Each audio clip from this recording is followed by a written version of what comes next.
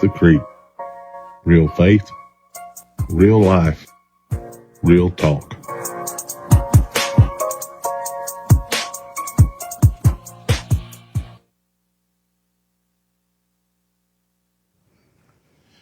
And all right, guys, welcome back into another episode of the Meet at the Creek podcast. And I'm your host, James Jeffery, joined alongside tonight by my special guest, somebody who is not just special because she's a guest, she's special because she's near and dear to my heart tonight. And I did like Steve Harvey did when he was working up an intro to Jesus. I come up with something here. Oh, God. Oh, yes. Oh, yes. It says right here, she is the owner of Top Knot Beauty Lounge. She is a worship leader at Mud Creek Baptist Church, also a youth leader at Mud Creek Baptist Church, wife of the quote-unquote assistant pastor. She is I already said a wife, a mom, also happens to be a PK, the daughter of the pastor, a.k.a. Natalie Holcomb, owner, operator, worship leader, youth leader, wife, mom, daughter, sibling extraordinaire. No wonder I'm tired. And see, everybody thinks that I'm the only one who wears a lot of hats. Yeah. But Natalie, it is great to have you finally in person after 2 years. In person, in-house here on the Meet at the Creek podcast. And look at there. Bree Judge comes right in hot tonight and says, I'm counting on you, Natalie. Bree Judge, you're next. See you next week.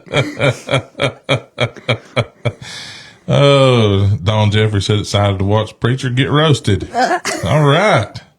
Daughter of the Queen. No, well, that'd be the princess. And also the wife to Precious. And I'm sure he's watching tonight. Chris Clements is watching. Patrick Henniger's watching. What's up, Brother Patrick? He said, what's up, Preach, Miss Natalie? Been waiting on this podcast all day. Andrew Miller, roasting marshmallow time.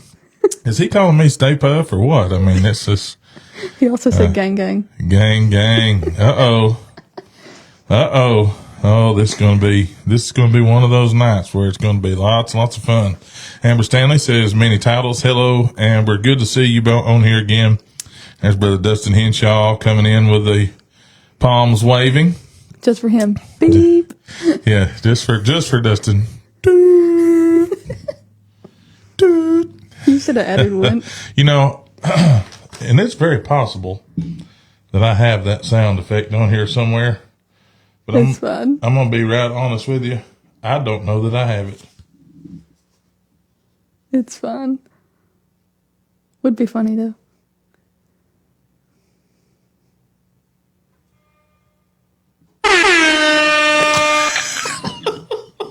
I need that button. Oh, for every time I roast you. Oh. Oh, here it is.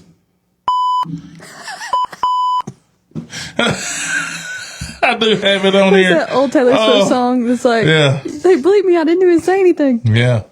How's it? I used to sing that all the time. Oh, goodness. Well, let's go on and hop into it tonight. It's good to have Natalie on. And I'm going to tell you, I've been looking forward to this for quite a while. Elizabeth Holcomb says, I've got my popcorn ready. And Don Jeffrey said, views are going up for this. She is not lying. I'm at a record high this season for active views while I'm online. There's Miss Kathy. Been waiting all day for this. Craig Holcomb. Hello, Sheriff, or future Sheriff. Maybe I done got my popcorn. Been waiting for this since last week. Everybody's laughing and hollering. So listen, guys, I have my phone finally fixed. I got it set up where I can take calls. So if you guys sometime during the show decide that you would like to call, hit us up in the message. What's up, Brother Zach Henniger? He said, what's up, Preaching Natalie? What's up, Zach? And so hit us up in the message feed here, and I will do my best to give you a call. And I'll need to call you. Don't call me, because it'll ring and it'll be terrible. It'll sound awful. And we may have to do the, on you. But anyway, we're going to hop into this tonight, and, we are going to get to some fun stuff. We're going to talk about some things that are not on the sheet. I know we'll get into those things. Preacher get roasted a little bit, and that's okay. As you already know, most of you know I'm an open book when it comes to this stuff. Anyway, Craig Holcomb couldn't even get this many views. Maybe I should run for sheriff. Hey! Just kidding, Craig. You got it. I can't even load a gun. Oh, man, what's up? All jokes aside, Dustin Henshaw says she's a wonderful young lady.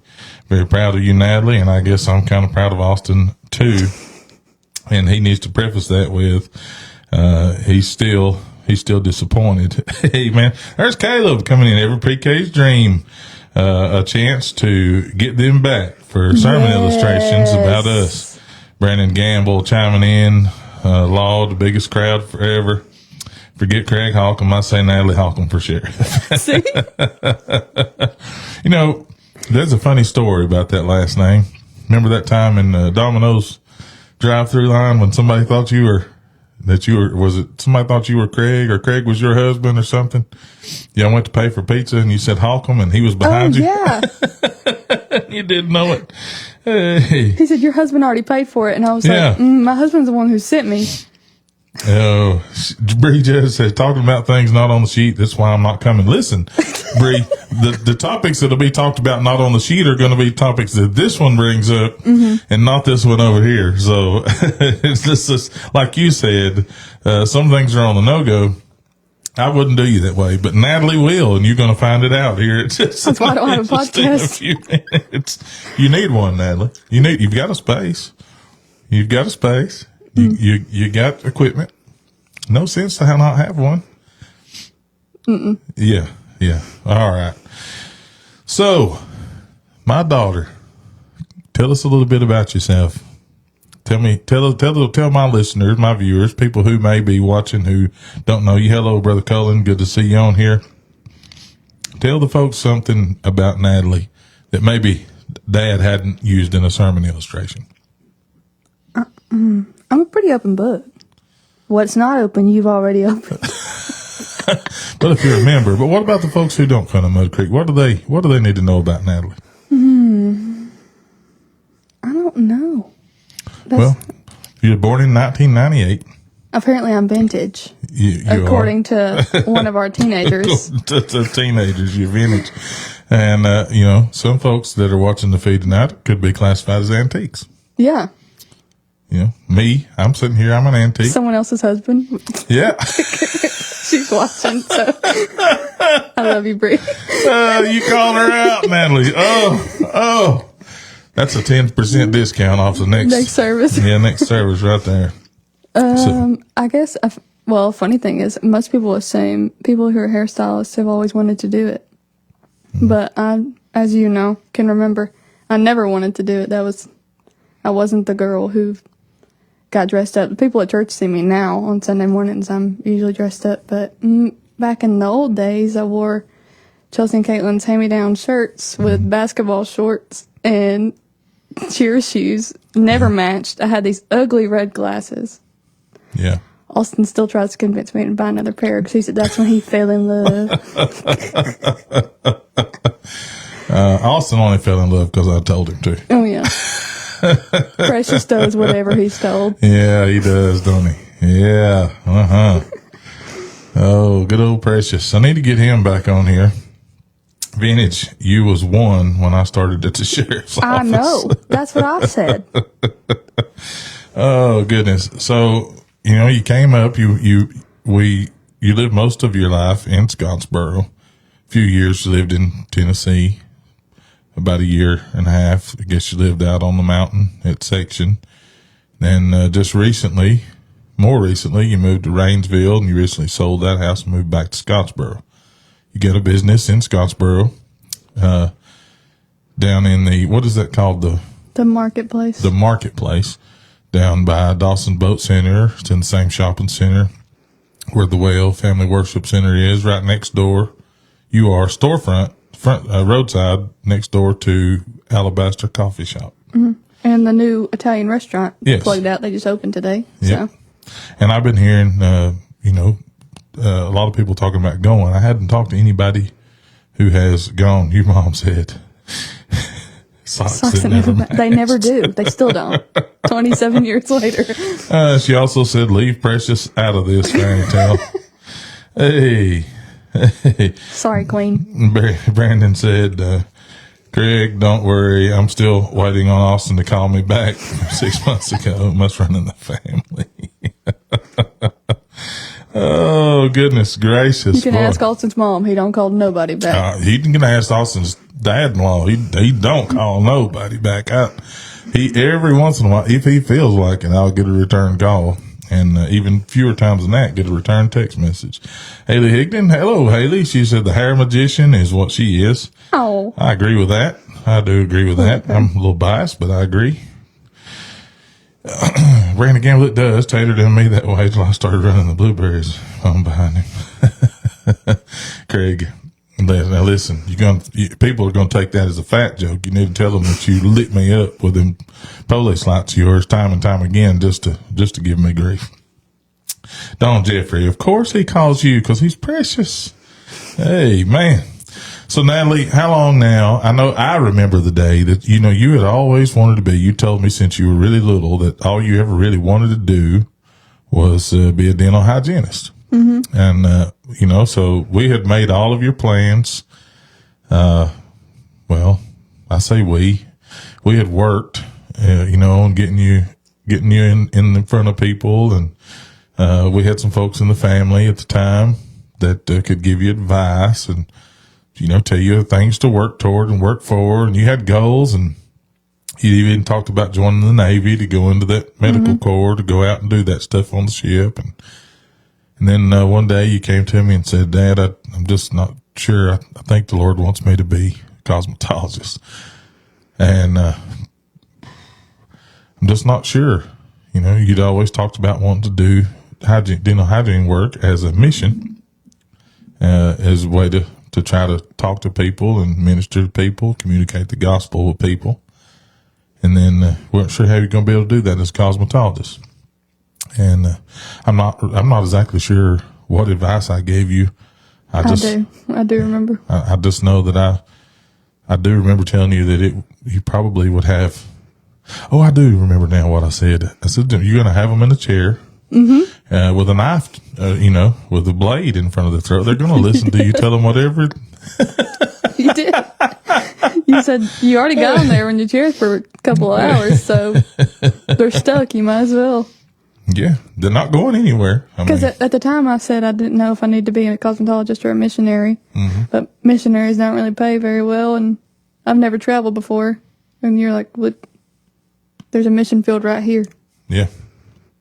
And I kind of always believed that. And I'm not against, oh no, yeah, not, I'm not, doing it. I'm not against overseas missions and out of state missions and all that stuff. I just, I just see a lot of folks going a lot of places and travel all over the country and build buildings and do this, that, and the other. And I'm thinking to myself, where are the churches in these people's towns?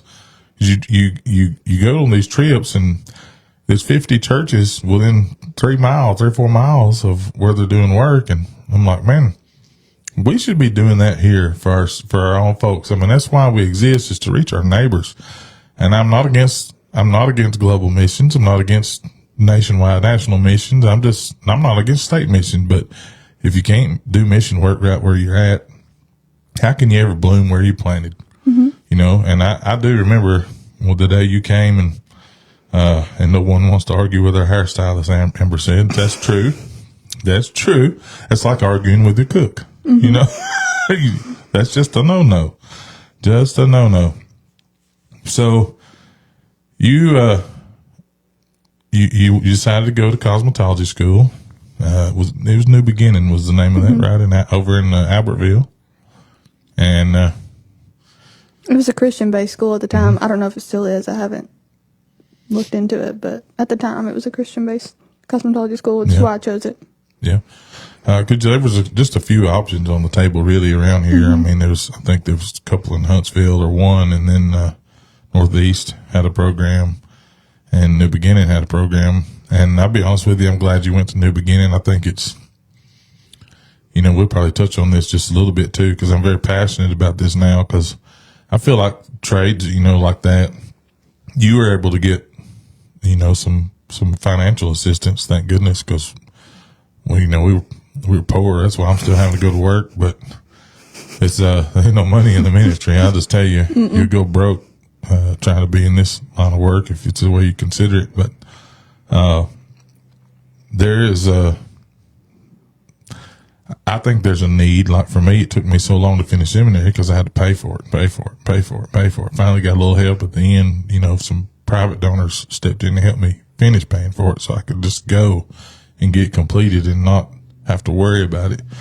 But I felt for a long time like, especially, bivocational ministers and, ministry related, a seminary ought to be treated like those trade schools, because that's technically what we are. There's no need in the sciences and the maths, and take what you need, learn what you need to learn to be able to be an expert in the field that you're going in, and move on. Let's help people get to work. Let's help people get busy, get them out and get them started. And, Kathy Helm said Kelly is Frank's cousin. Oh, I love Kelly. I also love her daughter, Haley. She's the one that taught me how to do men's cuts. Her and Nancy that owns the shop in Scottsboro. Okay. So Haley was the one that helped me do yours all the time. Okay. Yeah. She was the one that was so... She works at that barbershop. Yeah, she was enamored that I could cut a straight line on the back of my head without looking at it. That was her. Years and years of practice. There's Miss Paulette Porter. Our mission field is wherever we land each day. Amen. Just need a heart to care. Amen, Miss Paulette. Brother Brandon was right about you. Glory to God. You get ready to be a deaconess, you come on. Holler at your boy. I'm just kidding. Brother Brandon will unalive me. But I do tell people that all the time, talking about the money side of it. I didn't really ever want to do it. I only did cosmetology school because the Lord told me to. Right. Elizabeth can attest to this because she's the one that talked me into going. I didn't know how to braid hair. I didn't know how to use a curling iron. I'd never curled my own hair. I never curled anybody else's hair. I didn't know how to do nothing. And because I paid for it myself and I didn't have another option, I'm actually very thankful that I had to do that, because if I didn't, I don't think I would have put as much effort into learning. And because I was doing it for the Lord and for myself, I put everything I had into it.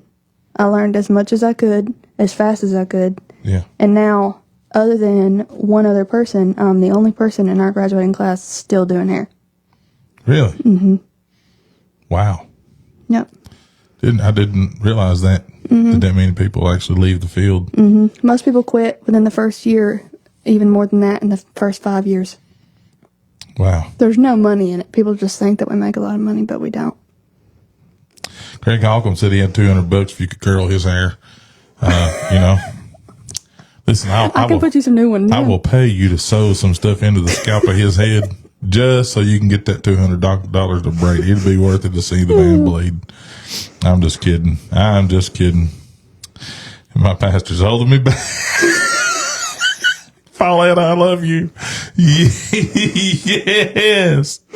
Oh. That hurt. Quit. Those that know what I just did. The Come on. And so it begins. This is why you've never been on my podcast. I will never get through this. All right. So Top Knot Beauty Lounge. Tell us how that dream came about, because obviously it started as a vision or a dream. So tell us how that came about. The suite or the salon? Which one? You were working at the time. You started, you had your little business there at 5 Points. And, it moved a couple places, and of course, Beach Bungalow, that was it. Yep. And then you decided to leave there and go to work with Taryn out section, and you stayed there for a hot minute. 3 years, yeah. At least 3 years. 2 or 3 years. Yeah, honestly, that was the best decision I ever made. Taryn was very, very helpful to me, and as far as building my business, just the location stuff, she was already very busy and established, so I got to take the people she couldn't. And I do what a lot of people don't do nowadays. And I just sat up there because we were broke. I mean, I was married at a young age, which was kind of, I mean, it's not dumb. I don't regret it, but I was broke. So I didn't have time to do another job, so I just stayed there all day, waited for walk-ins. I hardly ever got one, but I was like, $20. It's $20. So, Yeah. if one person comes in and don't gives say me that 20, to your dad. I'm just saying. if one person comes in and gives me $20 for a haircut, that's $20 more than I had when I started the day. Yeah, I understand. Your mind was just in the gutter. No, Natalie, Yes, it's just it the way was. you, You're in the church. the way you said that, and then you looked at me with a smirk on your face, like you knew it was going to make me break, and it did. You dirty rascal! Oh Lord! Yeah, I just sat up there all day, and slowly. I remember specifically one person I went to high school with. She came in one day, and it's when balayage had just become a thing, which is like, for people who don't know, it's like lived in color. Color you don't have to get done all the time. And she came in and showed me a picture, and I, you know, you're my dad, but you have always taught me this. You just be honest. Honesty will get you further than anything else, even when it's uncomfortable. So I just looked at her, I was like, I can't do that. Like, I've only been out of school maybe 6 months, if that. Like, I can't do that for you. And she said, I'll pay you extra if you'll do it. And I was like, all right. So I went to the back and YouTubed how to do it. Before I did, she Another knew. thing I taught you to do. Yeah. Trust me. Go to the Google. Yeah. She knew. I told her I didn't know how to do it. So I'm like, well, she knows what she's getting herself into. So at least I was honest. And then, I mean, it wasn't, obviously, it was not the best I've ever done, but I surprised myself. I was like, oh, this was pretty cool. And I knew there was a lot of people like me who wanted to get their hair done, who probably didn't have the money or the time, specifically mothers, but just don't have a lot of time. So, and it's expensive to get your hair done. I know. I mean, I don't make a lot of profit. I charge is bare minimum what I can to make enough money to live and for them. But I turned out I liked it. There was nobody around us that was really doing it, or doing it, I don't want to say this in a bad way, but doing it well. Like, they weren't putting a lot of education out there for it. So I just started doing more education and more education and more education. There was a lot of times Austin was like, can you really afford to take that class? And I was like, no, I can't really afford not to at this point. And so I did a couple deals, and I remember the first time, I remember where I was when the first time I realized I was booked 2 weeks out, which is a big deal, you know. And I was only a year out of school, so I was like, oh my God, this is crazy. And then now that's what I'm known for. I mean, like I told you, I literally had an old lady get mad at me this morning because I didn't have time for a haircut. And she's like, well, when can you get me in? I was like, December. Maybe January, which is a blessing. I don't want to come off cocky, but the Lord blessed that. I feel like I put the best I had into it. And Caleb Schultz said the truth comes out. She's only YouTube certified, y'all. not anymore, but I was back then, and I was not ashamed of it. That's where she started, brother. That's where I started. That's where she started. I mean, I got news for you. Before Caleb Schultz came along and started helping me play music, I was YouTube certified on the flat top now, because that's the only way. Now that's you're the only Caleb way Schultz certified. Yeah, now I'm not even Caleb Schultz certified yet. I'm still trying to learn my 1, 2, 3s. You know, it's terrible. One of these days I'm gonna be able to count to 8. Right now I can only count to 7. So you're out there at Taryn's, and then, you know, you started picking up, business picked up. You were out there a couple of years, and then, you know, the Lord's got a way of moving, you know, doing things. And sometimes and I've always said this, when you refuse to move, when God says to move and you refuse to move, He is going to move you, and it's going to be very painful. Mm-hmm. It was painful for me, and it was painful for them. Yeah. I did things I shouldn't have done. They could tell you the same thing. Thankfully, God restored that relationship. We all have a relationship with Christ, we forgive each other and move on. They taught me a lot about myself, a lot about the industry. And I still go up there and get my hair done today. I still trust them and love them and everything. But I started that on my own. I really felt like I needed to be by myself. We had just come out of having that miscarriage, and I just wasn't in a good place to be around a ton of people. Because being in a salon environment around a bunch of girls, you're handling a lot of emotions all day long. Not only mine and my clients, but then I've got other people's too. When they're people in their chair, I've got to be cautious. And it actually it worked out for the best. I ended up growing even more after I finally obeyed and moved on. Worked out for us financially with family and stuff like that. But a lot of my clients really enjoyed it. They liked being us, that they could share stuff that they couldn't normally share. So I grew a closer bond with most people because of that. And even now, some days, like I joke with Jasmine all the time because she takes vacations every other day, but she don't have no kids, so she needs to. I tell her that. I'm like, get please in do while you can, girl. Yes. I'll just tell you. And Mallory works on the weekends mostly. Well, she doesn't anymore, but she did at the time. So a lot of times it was still just me in the beginning. Some days it still is. And they're like, I bet it's nice. I'm like, every once in a while it's nice. It's like a little reminder of where I came from. But the whole reason I even started the salon, Andy, Twine, and the Lord had been kind of telling me for a little minute, but I was just scared. It's a big expense, and nothing was open. And Andy Twine came in that day, and she's like, hey, have you heard about this spot? I don't know why the Lord told me to tell you about it. And I was like, yeah, but I think, I don't think they're interested in, all of that. And it's probably too expensive for me. And she's like, well, they work with people. You should just message them and see. And she brought in anointing oil that day and prayed over me and prayed over the decision and everything else. And so the next day I texted them, and sure enough, they had a spot open. They were willing to work with me and help me get my feet on the ground. And I've been there ever since. So yeah. So, part of what I love about what you do, I mean, obviously I love you, but what I love about what you do is I know that it's not just about cosmetology for you. Mm-hmm. And I don't think most people truly understand, because they're not as close to you.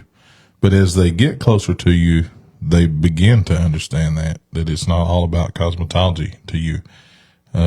You mentioned it already. It's about the connection, the bond, the relationships, the friendships, things that I've always said are big, that are very important. And I wished, as we grow as a church, I have less and less and less time to, develop those intimate relationships with people the way, I would like to, but I just can't, working full time and doing the things I do. One of the things that I've discovered about myself is I do better when I'm busy.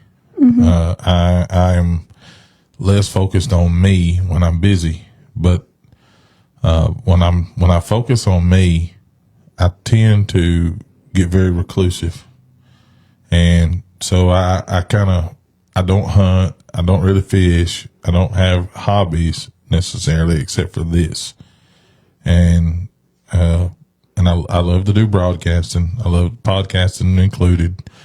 But I always wanted to be a DJ growing up, and people who really know me know that. They know I've always desired to play music. I've always enjoyed music, to make people, watch them smile and watch them, reminisce and try to remember songs that they heard when they were a kid. And I like watching the little kids get out especially Hudson, get out on the floor and on the basketball court and dance and have a good time. And, I enjoy calling people's names. That's why I enjoyed radio work so much, and still try to get in that as much as I can when Greg will let me. And I have time to do it because there's something very fulfilling about making somebody else feel better about themselves. Mm-hmm. And that is one thing that I do know. If you didn't get a whole lot from me, but you did inherit that. I just know that you like making people feel better about mm-hmm. themselves if they'll let you.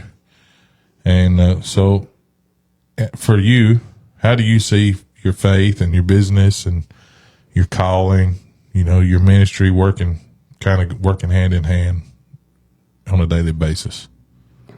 Well, honestly, it's incorporated in everything I do. Anybody who comes in there, they know what you're going to hear playing on the radio. We always have worship music going. That's just the vibe, is what we call it. Anytime we don't play it, usually bad things happen. We'll put on country every once in a while. We're like, we put on a random shuffle playlist and words pop up that probably shouldn't pop up. And we're like, all right, change it back. But most of the time, I don't know. My clients just know me. Like I said, I'm an open book. I don't hide anything from anybody. I don't have anything to hide. I feel like anything could be used in my testimony. But it's not just one singular thing. It's an ongoing, everyday thing. So I like to learn about them, give a little bit of insight on what I've been through or what I know other people have been through. Right. Just recently, I had it was a new client, and it was kind of crazy how it all happened. But literally, most of the time, the Lord leads the conversation. He kind of tells me if they don't want to talk. I kind of get the sense that they don't want to talk. They just need somebody to listen and or just to be quiet. But this one, we knew each other. One of my favorite clients is one of her friends. It had taken years to get her to come to see me. They've been begging her. They're like, just go to Natalie. Like, you'll like it. She said her other hair salon was like a strip club. But that sounds so bad. But if you know, you know. So she came in, and she just recently gave her life to Christ. Her whole family. They go to church in Huntsville. And we hadn't really talked about it yet. I don't always just lead with that. Most of the time, it just comes up. And I don't know why we hadn't talked about it, but the Lord is like, you need to tell her your testimony. Like, you have to tell her. So I fought it for a minute, and then surely enough, we just started talking, and then, so I just started telling her, everything, and basically what we already talked about, and how I got there, and everything. And she just started squalling. And I didn't feel like, I've told you this before, I don't really feel like my testimony's anything wonderful as far as, like, it's not like I wasn't a drug dealer or, or an alcoholic or anything like that. I didn't go to parties at school. I was a relatively good kid. I do say so myself. But I was a smart aleck.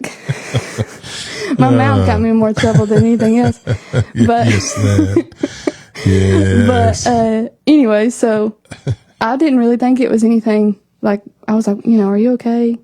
And she said, you have no idea. She just felt like she hadn't been hearing from the Lord or whatever. And she had literally been praying. She said, I don't know why, but I was just praying that the Lord would lead you to tell me your testimony. She said, I've heard you talk about your faith like online, but I just wanted to see if you would actually share it here. And she said, and not even 5 minutes later, you did it. And she said, the fact that you were going to share it before means that the Lord had already told you. He already knew what I was going to ask you before I even asked him to do it. And then we were both sitting there crying for 30 minutes. And if you ask Jasmine, that happens all the time. Yeah. Like, all the time. We'll just be talking about stuff, and it always leads back to the Lord. I don't plan it, but. Yeah. So it's really a good segue, because that, like, you never wanted to sing. No. And I know people don't believe that. They hear you now. Caleb Schote knows I never wanted to sing. Yeah, well, and I know, because you fought me tooth and nail, and I always told you, you were more talented than you thought you were, and I always preached to you, connect with the songs, make the songs your own. That was things that I always used to tell you. And then one day I felt like the light came on for you. Mm-hmm. Like you finally understood what I was saying. And then, but I still felt like you only started doing it just because I needed the help. Mm-hmm. That's the only reason I did it. And then it became, see, God had a way, I think God left me stranded just to get you where he wanted you, because I always felt like he was telling you to do it. You just didn't want to hear it. He was. I have vivid recollections as a kid. I traveled with you everywhere. I feel like we'd have went to all the states if we had the time. Yeah.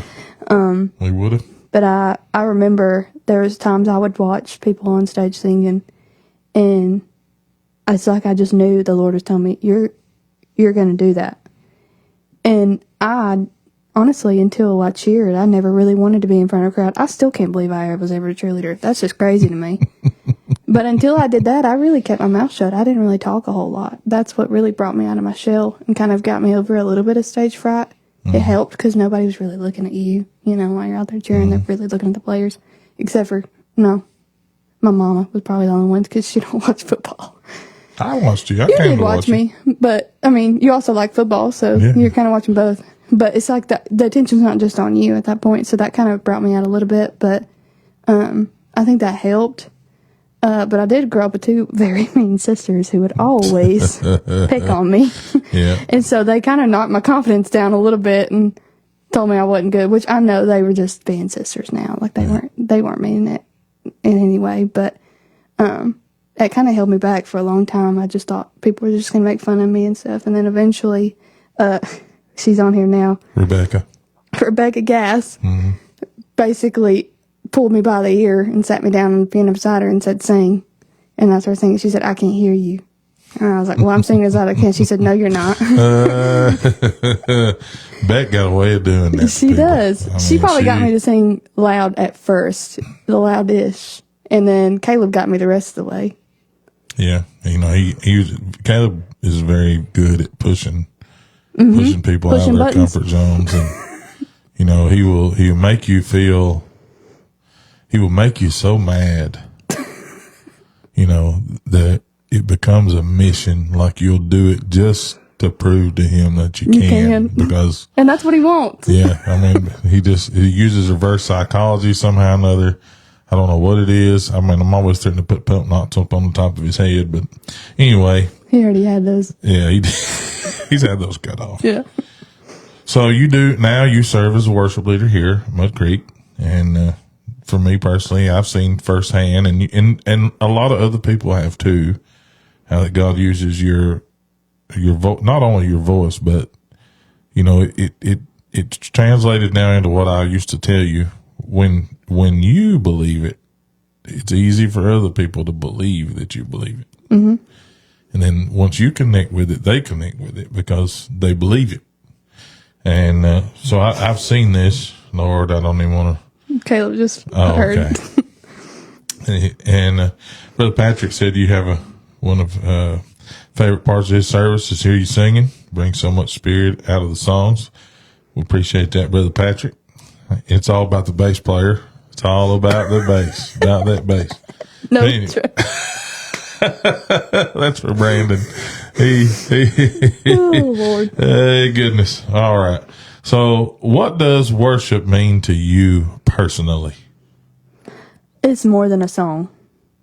I think a lot of people misunderstand that. It's in everything you do. Right. It's supposed to be your whole life. Mm-hmm. With every breath, not just a song. It should be how you talk to people, how you act towards people, and we all fail. Right. But that's how you truly worship. Mm-hmm. Is in everything you do. I try to bring that as much as I can on Sundays, but I'm a human being, so there's days that stuff's piling on me before I ever get in the door. It's been piling on all weekend, or Caleb's on an outage for a few months, and now we got to figure it out, or, just got to do it. Yeah. But it's not about Caleb. It's not about me. That's right. I've always said that. I'm like, you stressed out some mornings out. Mm-hmm. There's no way we're going to do it, and I'm always like, the Lord's going to work it out. Mm-hmm. He already knew this was going to happen. I don't know why you're stressing about it. But Yeah, and I know that, it's just that, from my perspective, I work hard all week long to get to Sunday, and I got so much invested in it, and then when something goes wrong. Mm-hmm. It's a disappointment. Yeah, it's. Because you're doing it for him, so you feel like you're disappointing him when in reality you're not. Yeah, and and as much as I understand that, like this past Sunday, 80-something people laid out of church, and, I'm sitting up there going, gosh, is it me? And I know better than that, but that's what hits. That's what that's how it hits me. Mm-hmm. Is it me? Nobody's moving. I've messed it up. I said something wrong. I was trying to be too funny. I was not funny enough. I was not serious enough. I didn't go in depth enough. I went too in depth. I mean, I beat myself to death before I ever leave the pulpit, and then I'm standing over there, and all of a sudden, the Spirit falls on the place. People start responding to the gospel, and here they come, and you know what I mean? And I'm thinking to myself, in spite of me, he did it again. And just in spite of me, he did it again. I always said that every time we all walk in there with the sourest moods, which I feel like I don't. I try to be, like, upbeat. I'm like, Dad, get it together. Like, you'll be fine. And I'm like, Caleb, show up on time. Yeah. Haley, show up at all. Like, I'm like, y'all just get here. Like, let's have a good time. We're not doing it for us. And then everybody will be just irritated. Nothing's going wrong. The sound's going wrong. The internet's kicking us off. I can't even get a mic to turn on. And then we get up there, and the Spirit moves just the same, if not way better than we could have ever imagined it. We always have our best services when all of us are in terrible moods. Yeah. He moves in spite of us every time. Every single time. And that's powerful. And I don't think, until you experience that. It's hard. And Caleb's getting on to me about saying I think too much about the bass instead of just playing it. Well, see, what had happened was. The way my bank account's set up. I hope Austin's on here. Well, see, like for me, when I'm up there, like I'm not just thinking about the bass. I've got, my notes are swirling around in my head. I'm sometimes the Lord's feeding me something to add, or he's telling me to take something away. Like Same. I'm gauging the room. It's hard. Because I'm trying to discern the will of God, and everything from, should I just share the gospel today, or should I go full outline? Should I go half outline? Should I leave whole sections off? Because I've done that before. Just leave whole stuff out. I mean, just whole parts of the outline. There's been times I got up there and all I could say was just my major points. So just say those and share the gospel, get down. And then sometimes I feel like, because I have this attitude, like when once I come in the door, everything I do, I have to do for everybody. I'm not just ministering to the 85-year-olds and the 75-year-olds and the 65-year-olds and the 55-year-olds. I'm all the way down to the 5-year-olds and the 5-month-olds.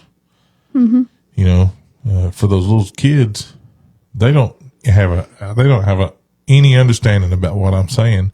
What they know is that's the preacher, and the preacher shook my hand, and that's a big deal. The preacher hugged my neck and told me I was pretty. That's a big deal. The preacher high-fived me and acted like I broke his thumb when I high-fived him, and it made me feel so strong and so good about myself.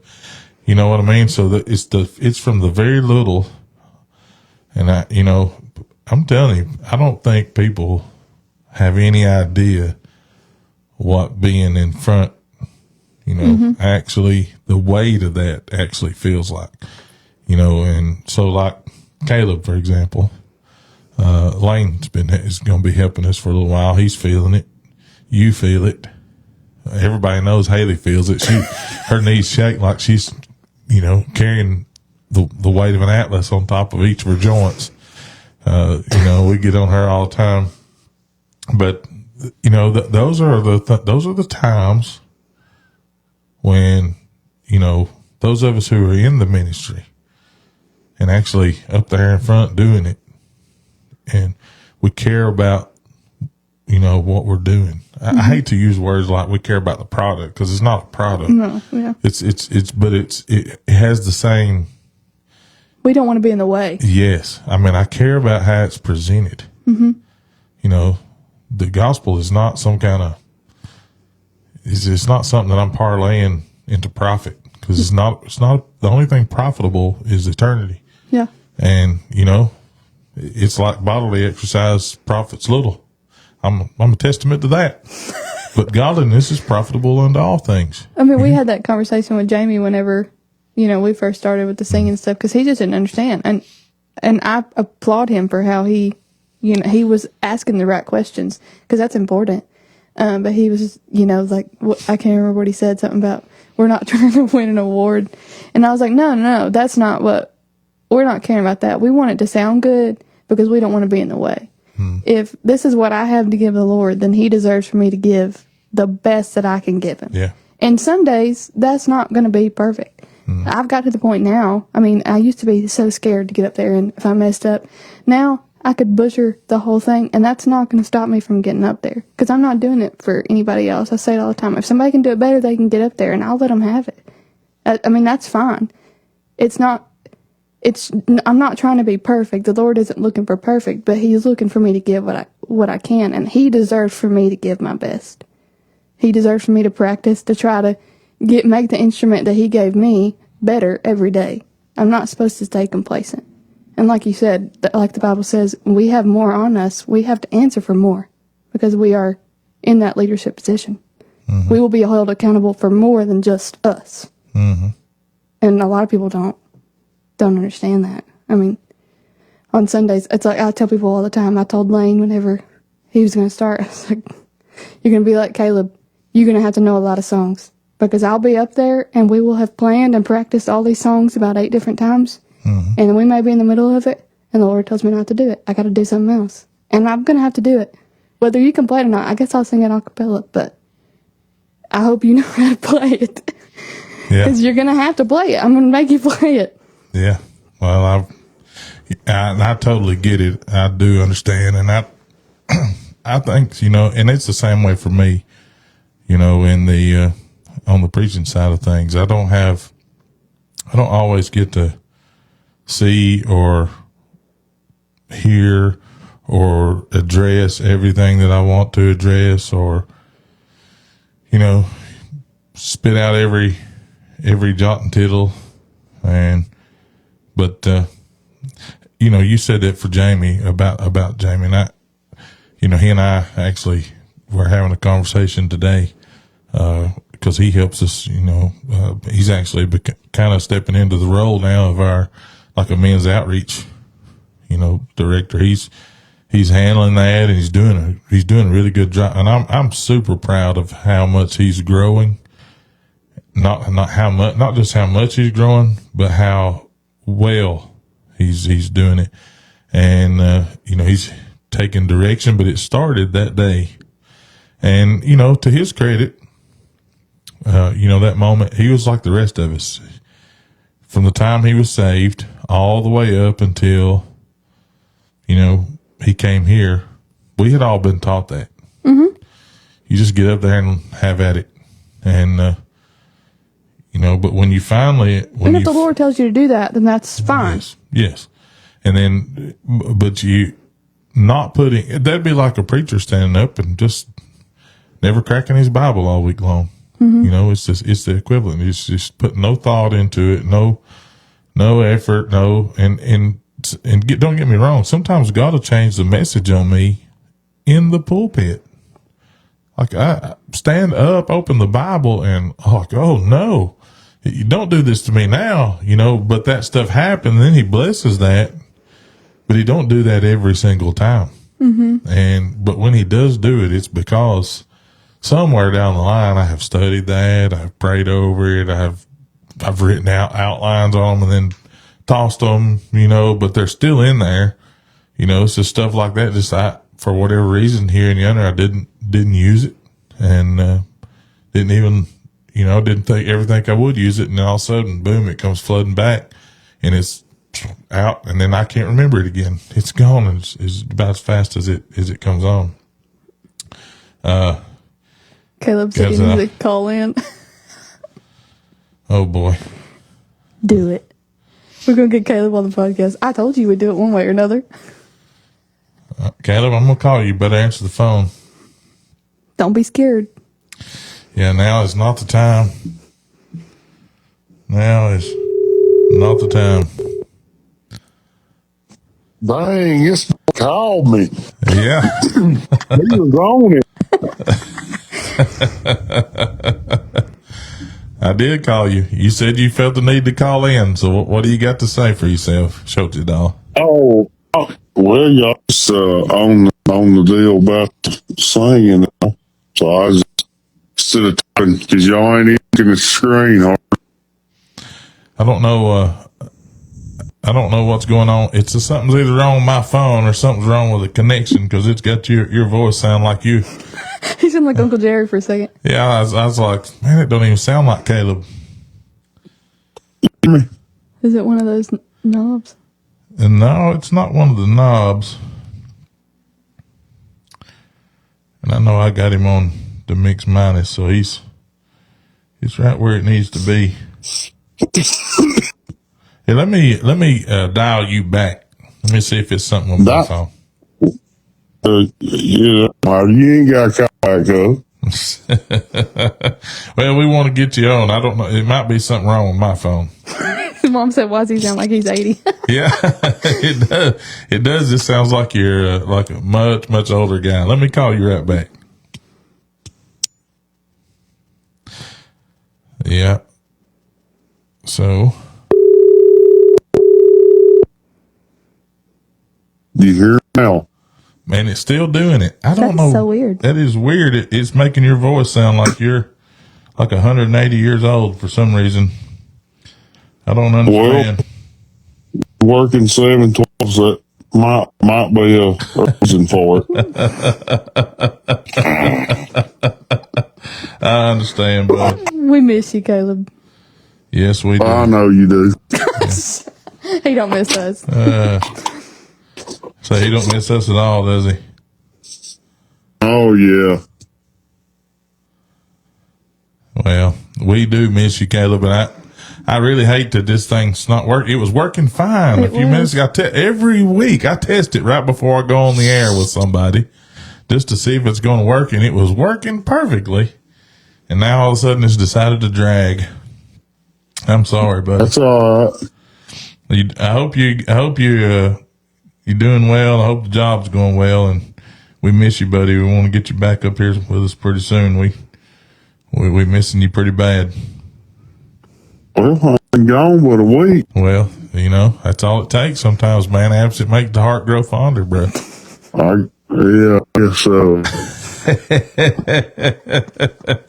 Y'all hurt me missing me. Oh, no, man. We miss you. We're missing you back. We're not the only people missing you either. Yeah. Well, buddy, we love you, man. Y'all have it covered. Nah. I'll do a good job. I'll be all right. Yeah.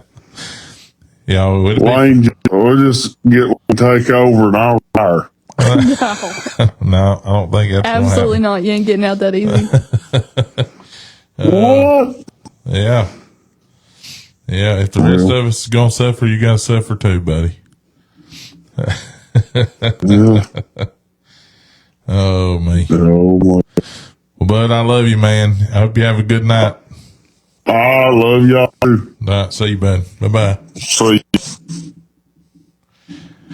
Well, man, I really hate that because I was looking forward to that. I thought that was going to be a lot of fun. And then, lo and behold, phone problems again. It's fine. It's like the devil just trying to get in it. Mom said the Lord's keeping Caleb from getting on it. Yeah. Yeah. Many folks have trusted Christ at Mud Creek. Would you elaborate on how your church disciples these new converts? Well, that's the thing, Miss Paulette. There for a while, we were in the midst of the transition, and at the time that outpouring sort of started, we were in our old building, which was if you ever were there, I don't know if you ever had the opportunity to go in there. It was very, very small. Mm-hmm. And with the actual size of the facilities, we just didn't have a whole lot of room.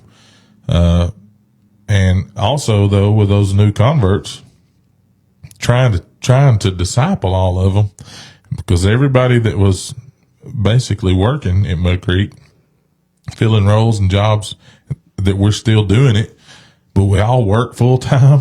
We all have families, and with schedules and this and that, everything going on, it made it so difficult. And my heart was I just couldn't hardly take it. And then, out of the blue, we kind of have to move, and we weren't expecting, we thought we were kind of going to grow there, and then the Lord changed things. So when we came down here, we couldn't afford $1.5 million to build this thing. So that meant, we had to do the work. And so, it was just hours on hours. This was a second full-time job for me. Leave my full-time job, come here and work until sometimes midnight, 1 a.m, go home. And I don't know how many nights. I failed down here a few times. Sometimes people were here 7 days a week. Yeah, I was pretty well. You're right. I was pretty well here all the time. But, once we got the new building done and we got these classrooms, we made a mad dash then to get just classrooms done where we could really get our Wednesday night program back so that I could get the kids. That was my main focus, was the kids. Once we got the kids taken care of and got them settled where parents weren't having to feel obligated to watch them, and, then when the kids started coming back, the parents started coming back with them. Mm-hmm.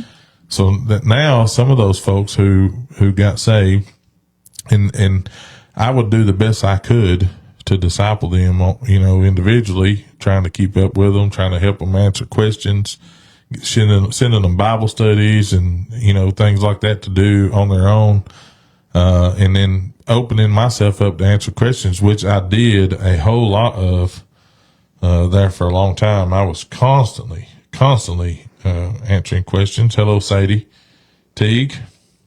Yeah. And, hope you guys are doing well down in Gadsden.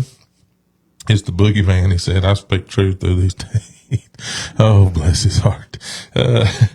But once we got everything going back, then we were able to really revamp our ladies ministry. And so we have that 35 and up group that meets, and we have our men's ministry that meets. Here's the issue that I'm finding with that. We can't get the people who want to be discipled, who were very adamant about it getting started back. They don't come. Mm-mm. Or they don't want to teach. Yeah. And, that's another, I can't teach every class, and I can't disciple every person. Mm-hmm. And what I'm finding out is they're, yes, I do believe they're getting saved. Their hearts, they're truly repenting. We walk them through the scriptures and they're coming to church, but it's like they don't understand yet. They haven't got to a place of spiritual maturity yet where they understand how necessary being discipled is, and how necessary that growing in your faith walk is. So we just we're doing I guess you could say we're doing the best we can with the tools that are available. But like every other church, we're having the same problems every other church is having. Trying to help people grow in their walk with Christ. And I will tell you this here, because I seen a comment on it, the thread a minute ago, and without getting into a personal battle, people think sometimes that their issues don't get addressed. They do get addressed. They do get addressed. Just not publicly. But I'm not going to crucify anybody publicly, just like and when I do address things, the way some people take things, and they think, well, he never said anything about it. Listen, I can't force somebody to go and make things right. I can't force them to apologize. I can't force them to, they're grown folks. But what I can do is stand up for what I believe is right. And when I do that, somebody is not going to be happy. Mm-hmm. And here's what I've learned, and, might as well just say it. What I've learned is I ain't made nobody happy. When I don't bow down and kiss the ring, and you get ticked off, and then you want to take to Facebook and bash me or bash the church, listen, that's on you. I can't make somebody else give you what you want. And but I do address things. But I'm just not going to crucify, drag somebody through the mud in front of the whole world. Ever. That ain't, Jesus wouldn't be within 100 miles of that junk. You wouldn't want it to happen to you, and I'm not going to do it to nobody else. And if that means you can't be my friend or you don't have no confidence in me, then so be it. But, just know that I still love you. I'm still praying for you, and hope that someday, you'll change your mind about it. But I can guarantee you this. I'm not going to kiss the ring. And it's costed me. It's costed me. Mm-hmm. Boy, I just say it like it is. I have walked through the fires of hell because I refuse to publicly crucify people. I just ain't gonna do it. I don't want nobody doing it to my kid. I'm not gonna do it to somebody else's kid. I don't want nobody doing it to my friends, and I'm not gonna do it to somebody else's friend. That's something I preached at you and preached at you and preached at you about growing up. If you're not gonna go handle things one-on-one, you best just shut up about it. Mm-hmm. Just let it go and just try to move on and try not to think about it. But here I am, it's just one of those things. Paulette, and I don't know if you've ever had a chance to meet Paulette Porter, Natalie, and if not, we need to arrange that meeting because it seems like I would like her. Miss Paulette is a very, very, very intelligent individual, but she's spiritually mature as well. She reminds me of Andrea. She's Hollywood's version of Miss Andrea. I believe that. Our weakness in the church is expecting the pastor to do all the teaching. Individuals must take responsibility to disciple one-on-one. Hey, man. Kendall Teague said the same thing. Pastoring is pastoring, but all the church work isn't included in pastoring. Amen. Amen, Brother Kendall. That's right. It was so hard not having class, Andrew said. And I know it was. Man, you talking about breaking hearts. I'm going to tell you the day that I had to tell you guys you couldn't have the teen class. Oh my God. We were so mad at you. I know. I mean, we were so mad at you. Listen, we understood, but we were disappointed that we couldn't have it. No, you were mad. Oh, we were mad. We were also very upset. Because y'all talked about me behind my back. We didn't. You had roasted preacher for supper. We didn't. Yes, y'all did too. I was told. Told y'all had roasted preacher for supper for 3 or 4 days in a row. We were highly disappointed. Yeah. Oh, me. Well, Craig's right. I have been on. I do. And the you guys that I have ever tried to discipline or to correct, you know that I don't do that stuff publicly. And you never have. And people don't. I found out that everybody wants somebody publicly crucified when it's them that's being mistreated or they're the victim. But when they're the ones doing it, they don't want nobody telling their business. Mm-hmm. And I can say a lot of things. I'm just going to be quiet because I'll end up really hurting somebody's feelings. But do not come after me, because if you come after me publicly again, you better be ready for the smoke, because I'm going to give it to you. I promise you. And I will hurt your feelings. I'm just saying. Don't come after me publicly like this right here on this. I'll give you the smoke. I promise you. You get all the flames. All the flames. It'd be like the brick oven at the pizza joint. Mama's going to text you in about 2 minutes. I understand she's going to tell me to shut up, but listen. She'll be up here cutting you off. Yeah. And these people, you know what I'm saying? The folks who do this kind of stuff, they always, this is what I found out. And this is real talk right here. So let's get real. And Natalie's sitting in here. And see, you didn't even have to do it, Natalie. Somebody else did it for you. Here we go. This is real talk. I have had to put up with so much junk in my life. Mm-hmm. People saying things, twisting the truth, telling half the story, half the truth, one-sided points of view because they got their feelings hurt or this, that, and the other. Listen, if I did that to every single person who hurt my feelings, that I would never be able to operate and function in the ministry. There's a reason that we tagged this place here, Making Much of Jesus. There's a reason that I don't put somebody else on the daggum cross and crucify them publicly. There's no need. That makes a light and a spectacle out of another human being.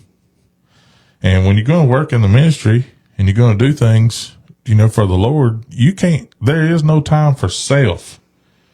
There just ain't no time for self. And I'll say this, but before I get off my soapbox here, I watched the hardest thing that ever happened in my life, and I've lost people. And you know, Natalie, how many people I've lost in my life, and a lot of them were family. But I lost some of my very best friends in the ministry to death. That didn't hurt near as bad as losing them while they were still alive. Mm-hmm. Because I chose to go a different route in the ministry. Because I said, I'm done with all the yap. I'm done with all the people telling me what the Bible says, how to do what the Bible, and I decided to go out and try to do my best to do what Jesus did. Mm-hmm. The amount of people who turned on me, and of course now a lot of them, they're letting it go and this, that, and the other, but some of them are not, and that's okay. But I am. Let me just tell you, I ain't Jesus. I'm not Jesus, and you're not Jesus. And as bad as that was, the hardest thing that I ever had to do was twice that it happened. One was sit there and watch you get crucified, and me not be able to do nothing about it for fear of being outcasted. Mm-hmm. And then I still remember the day that, I don't remember how I got the message that what was happening to you at school. And I had just had surgery. I'm sitting there with gut. I'm gutted, bleeding, pus coming out. And I just bandaged I taped myself up and wrapped a big old bandage around myself. And I drove myself. I wasn't even supposed to be driving, walking. And I drove to the school and I was like, today's the day. Mm-hmm. I am not going to take it a minute more. And I drove around, told everybody that I had to tell. That stopped right then. And Rebecca was, there. She came up with me. She kept me that day occupied. Yeah, she did. And she did, if it hadn't been for her, boy, there's no telling how much trouble I would have got in that day. People thinks I'm fired up right now. My wig is fired up right now. But I can tell you this, the amount of hate I get for just trying to do the best I can to follow Jesus is ridiculous. But when you start giving my family, when you don't like me and you start taking that out on my family, you better try Jesus. Because if you try me, I can still throw hands. I'm like Toby Keith. I ain't good as I once was, but I'm good once as I ever was. And you mess with my babies, I will dot your I's. I promise you. I know myself. I know my limits. I love Jesus, but I love my family too. If I get too far out in the flesh, you won't even know that I love Jesus. But the quickest way to do that is to hurt my family or hurt my church family. I cannot take that. And the hardest things I've had to do lately is bite my tongue while people just bash away. Mm-hmm. I am so sick to death. I do that a lot. Of hearing lies told, and I want to answer them, but I've kind of resigned myself to saying, if they'll just leave it alone, I'll leave it alone. I'm not trying to dig open wounds up. You can't convince people of something they've already made their minds up about. They don't want to hear the truth. But I can tell you this, I ever see that comment again, I'm bringing the heat. So you better never comment like that again. I promise you. So you need to know who you are, and you better never do it again. Just go ahead and delete me, block me, because I will bring the smoke.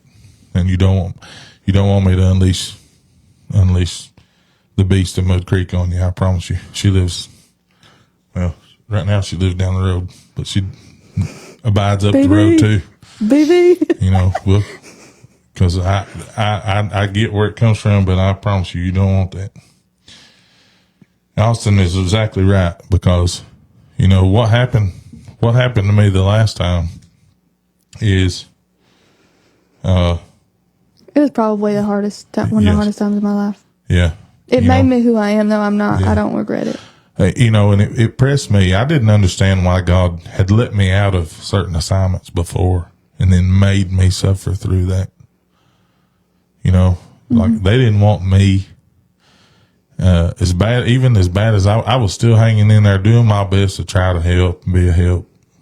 But knowing that every time I felt like every time I walked in the door, I was not wanted. Mm-hmm. And God would not let me quit. Mm-hmm. I tried. I wanted to quit. I just could not bring myself. And then it caused division between me and my family. Mm-hmm. You know, my own family was like, I just can't support you anymore. And still to this day, because of things that happen and preconceived people having notions in their head, that I just allowed things. That is not. This all goes back to the people don't follow what the Bible says. If they would just go to the one person, 90% of issues would be resolved. I mean, that's right. Jesus wasn't wrong if we just followed what he said, but we're all too stubborn and we think we know better. Me, I'm guilty. I do the same thing every day. I know better. Mm-hmm. Yep. And man, you know, so many people have forgotten. You know, a lot of people, they quote that verse, where 2 or 3 are gathered together, there I'll be in the midst. That's not what it's talking about. And it's not even talking about. It's talking about conflict. It's talking about conflict resolution. That's that. If you preach that in context, that'll be always matters. The way it is. But everybody wants to shotgun these scriptures and we'll just bring things out that ain't even in the Bible. You know, they want to say things to you that ain't even in the book. Mm-hmm. Because if that was true, I mean, the Trinity, that is 3. So that means he's already here. Yeah. I mean, it is. We won't get into that. I need to. I'm telling you now, it's just rough. But now I've got a bad habit of being the guy that, you know, I can't hardly take it. If you know, I can let you hide behind your keyboard and stuff like that. But if you come face to face with me, I'm the guy who can't walk away. I wish I was, but I can't. You bring it to me live and in color. Honey, don't be mad when I color your book, because I can't help it. I will do my best to be godly, but I will also plug ahead for you. You know, and that's just the way it is verbally. But or whatever needs to happen. But I'm about sick of all this. Rebecca said, I'd have played that piano right outside the jailhouse, and she would have. Mm-hmm. She might have been in there with you. Yeah. Too much longer, and she would have. You know, I'm going to tell you what, that, like I see Chrissy just commenting on here. For years, I have listened to people bash people for having to make the hard choices. Mm-hmm. You know, they don't have any clue what it's like to have to be out front and be the person who has to make the hard choice and then live with that decision in their hometown.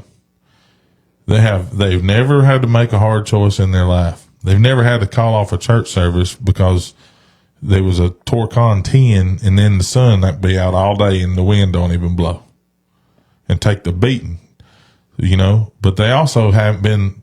I was sitting in church one time when the preacher's phone rang. I was just a little kid and the preacher's phone rang and his daughter was on the way to church and she got hit by a tornado. You know, one of our, the guy who helped us at Shiloh when we first started going to church, his daughter had got caught in a tornado on her way to church because getting to church was more important than being safe. And, you know, drove into a tornado. Well, she didn't have to drive in a tornado. Well, back in those days, guess what? It turned directions. Mm-hmm. And she didn't even know it was coming. She was in the car and had no idea she was driving. Straight to it. Didn't have no idea it was coming. Hit her, paralyzed her. Had to live the rest of her life paralyzed. and he had to live the rest of his life paralyzed because he always felt guilty about that. I don't want that on me. Mm-hmm. You know, I mean, if I'm going to err on the side of caution, I'm going to have to make the hard choices sometimes. I used to. You're shepherding a whole bunch of people. Yeah, I used to get on the superintendent pretty good about decisions he made about, if you make a stupid choice, yes, you're going to get, but when it's about safety, I ain't going to gripe no more. Mm-hmm. I'm not griping on somebody for making a choice, making a hard decision, and trying to do what's best for everybody. Mm-hmm. And is it going to make some people mad? Yes, I get it. Everything I do, they're not going to please everybody. It's kind of like a football official or a basketball official. We tease them. Got this from Greg Bell, bless his heart. He always says this: no call that goes against the other team ever feels like a fair call. No. And it's that way in everything that we do. And, like we can punish teachers, we can punish custodians, we can punish administrators, coaches. At the end of the day, if these people are bringing value to your life and your child is a better person for having been in their life, I don't care if they win a stinking football game or a basketball game. If you're coming out of it a better young lady or a better young man from being in these people's classrooms and being in these people's teams, being part of these people's extracurricular things, by all means, go be better. There's nothing wrong with competition. There's nothing wrong with working hard, trying to be the best that you can be. But, Kendall, be careful, cause that can throw hands too now. You'll never convince me that it's okay for, people just to, we saw it just this last week. Look at all these football coaches getting fired. Mm-hmm. Somebody got to lose. I mean, y'all wasting a whole lot of money firing people. I'm like, the coach can't play the game for them. I remember Ed Orgeron said they told me we're gonna give you $30 million. We gotta let you go. We're gonna be $30 million. And he said, we gonna pay me $30 million. You tell me. All I need to know is, when do you want me to leave? Which door do you want me to go out of? Austin just said that Saturday. They were talking about one of those, I think it was Belichick's buyout or whatever. Mm-hmm. And he said, that dude's going to make more money getting fired than I'll ever make on the job in my whole life. And he said, just because for coaching football poorly, I said, sounds like you need to go be a coach. Absolutely. I can tell you that there ain't a whole lot of difference in that and pastoring. No. There's really not. Any kind of leadership role. Yeah. Anything you do, if you're a business owner, if you're a school teacher, if you lead in any kind of capacity, if you're in charge of other people, you're going to be ridiculed and constantly evaluated, critiqued.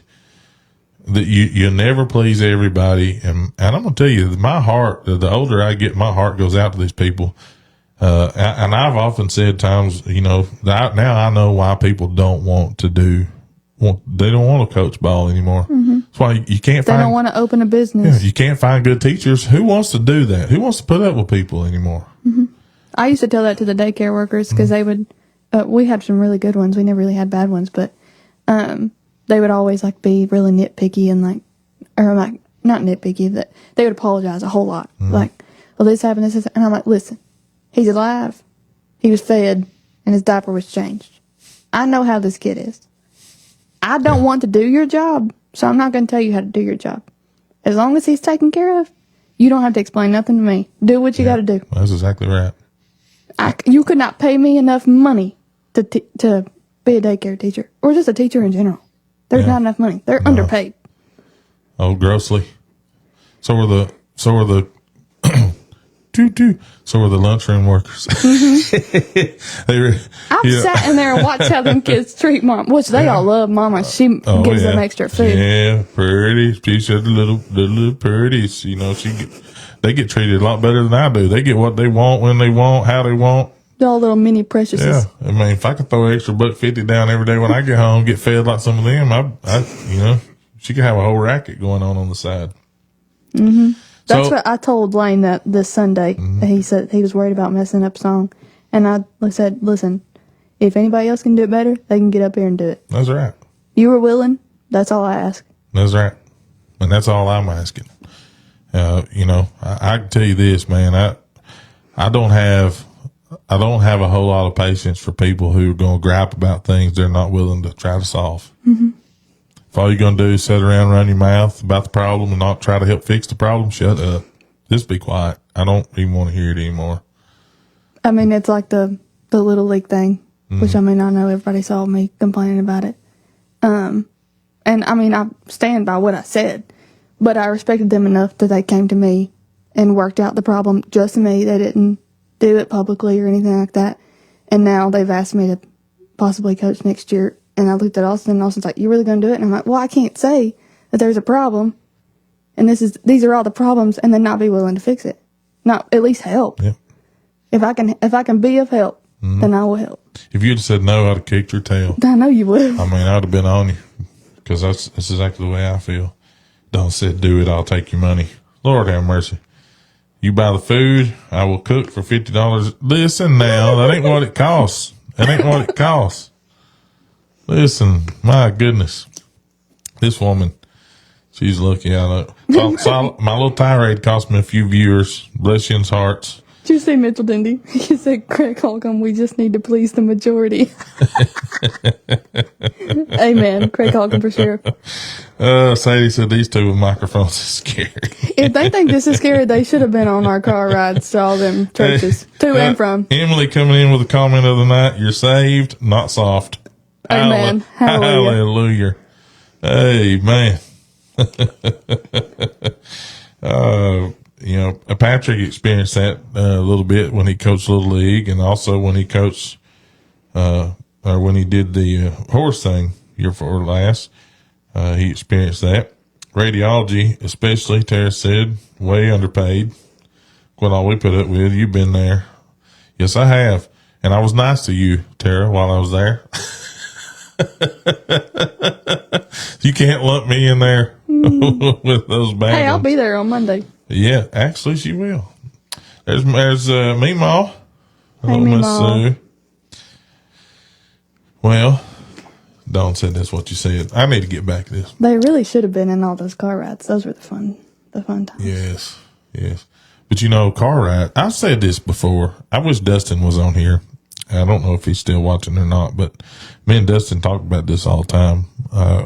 All those times that I drove when I was with Joe, or when I went with Doc, or when I went with Dustin, or just, all those, hey, they said I'm probably coaching next year if Veda still cheers, so you can coach with me. Yes. That'd be good. Hey, there's those car rides. That's where I learned more driving back and forth to revival meetings with just man of God that's been in the blazes, been in the fires. I've learned more. I learned more during those times than I did all of the Bible college classes that I took. Mm-hmm. I did. I learned more in those moments than I did any other time, because I got to ask the questions. I got to ask them the hard questions. We had real talk in the seats of those vehicles about life and the ministry and the things that it was going to take to get done what we did. I'll never forget the last time that I drove David Smith somewhere. We had a conversation about the situation I was in, and when I began to ask him questions, he turned around. He looked at me. He slid sideways in the seat, looked me square in the face, and said, "Brother James, is it so and so and so and so?" He knew who it was. And I was like, man, it's scary that you know who it is and what it is. And he said,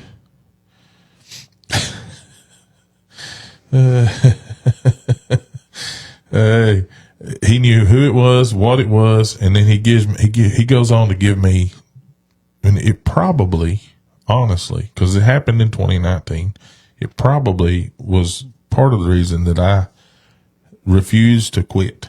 Mm-hmm. Because he told me, he said, when when we made up our minds at New Home to do, when we brought in soundtracks, we had a war. Mm-hmm. When we brought in drums, we had a war. When we plugged in the guitars, we had a war. When we brought in when we did this and we did that, we had a war and we had a war and we had a war. He said, and now we're not having to fight those wars anymore. Mm-hmm. And now we're doing things and and now people see the value in those things that we try to tell them about, and those who didn't moved on. Mm-hmm. But we're not having to fight wars anymore. But anything that you feel that you're passionate about doing, you're going to have a war. Mm-hmm. And that's exactly, and for me, my war was warring against myself. If I would have just listened to God, when it started, I could have bowed out very, very much more gracefully and went on and did, and come on up and did, and started trying to do this, what we're doing now. But I'm not sure that the timing was right. Mm-mm. If you had done that, then, and I know it's looked at as bad things, but all the thing that happened to me, I would not be the person that I am without going through the fire. I mean, I had to, and it sucks. I mean, a lot of people don't know this about me, I guess, at the church. That's another thing. I was suicidal as a teenager. I was in a very, very dark place. Yeah. And I mean, the Lord brought me out of that, but a big person who brought me out of that was David Smith and Annette. Mostly, David and Annette are the ones who really, like, their perspective on my situation outside of, not that you couldn't help me, but you were my pastor and my dad, and it's hard to separate the two. Yeah. As a teenager, you're just my dad. Mm-hmm. So it was just hard to see that you were giving me scripture. You were giving me what the Lord was saying, but I was only hearing you as my dad. I wasn't hearing you from God. And so you did the only thing you knew how to do was just, I remember that day we drove up to New Home, mm-hmm. and I was like, what are we doing here? I do not want to be here. And you're like, you're going to sit down and you're going to listen. Shut up and listen. I was like, okay. So I did. And they were the first people that I felt like really heard me. Like they didn't think that I was crazy or anything like that. But then they didn't take it easy on me either. I mean, they just lace up your bootstraps, mm-hmm. get to work. This isn't about you. I mean, that's really, it changed my life that day, really. Yeah. And you're right, Brother Roger. And why, I remember making that call. Mm-hmm. And I don't know that I ever shared with you what I said to him, but I told him, what had went on. And I said, Doc, I don't know who else to turn to. And I told him what you just said. I was like, this is the way I feel. I feel like she's not going to hear me because I'm just dad. And he said, you're right. She probably not going to listen, but he said, what can I do for you? And I said, you can talk to my baby, because right now, nothing else matters except that. Mm-hmm. If I will quit everything before I'm going to let this happen. I will quit my job. I will quit the church. I will quit preaching. I will quit everything, and I will sit there with her all day long before I'm going to let this happen. Now that I know I'm not going to let this happen. And he was like, just, when do you want to come? I said, how soon can you see her? And it was the same day. He's like, bring her today. I'll be there. What time? You tell me when, we'll be there. And, I will never forget the look on your mom's face when we went in, and he was like, he opened the door to the garden room, which I was very familiar with because I was going to school out there, and he opened the door of the garden room, and we had to go in there and sit down. Boy,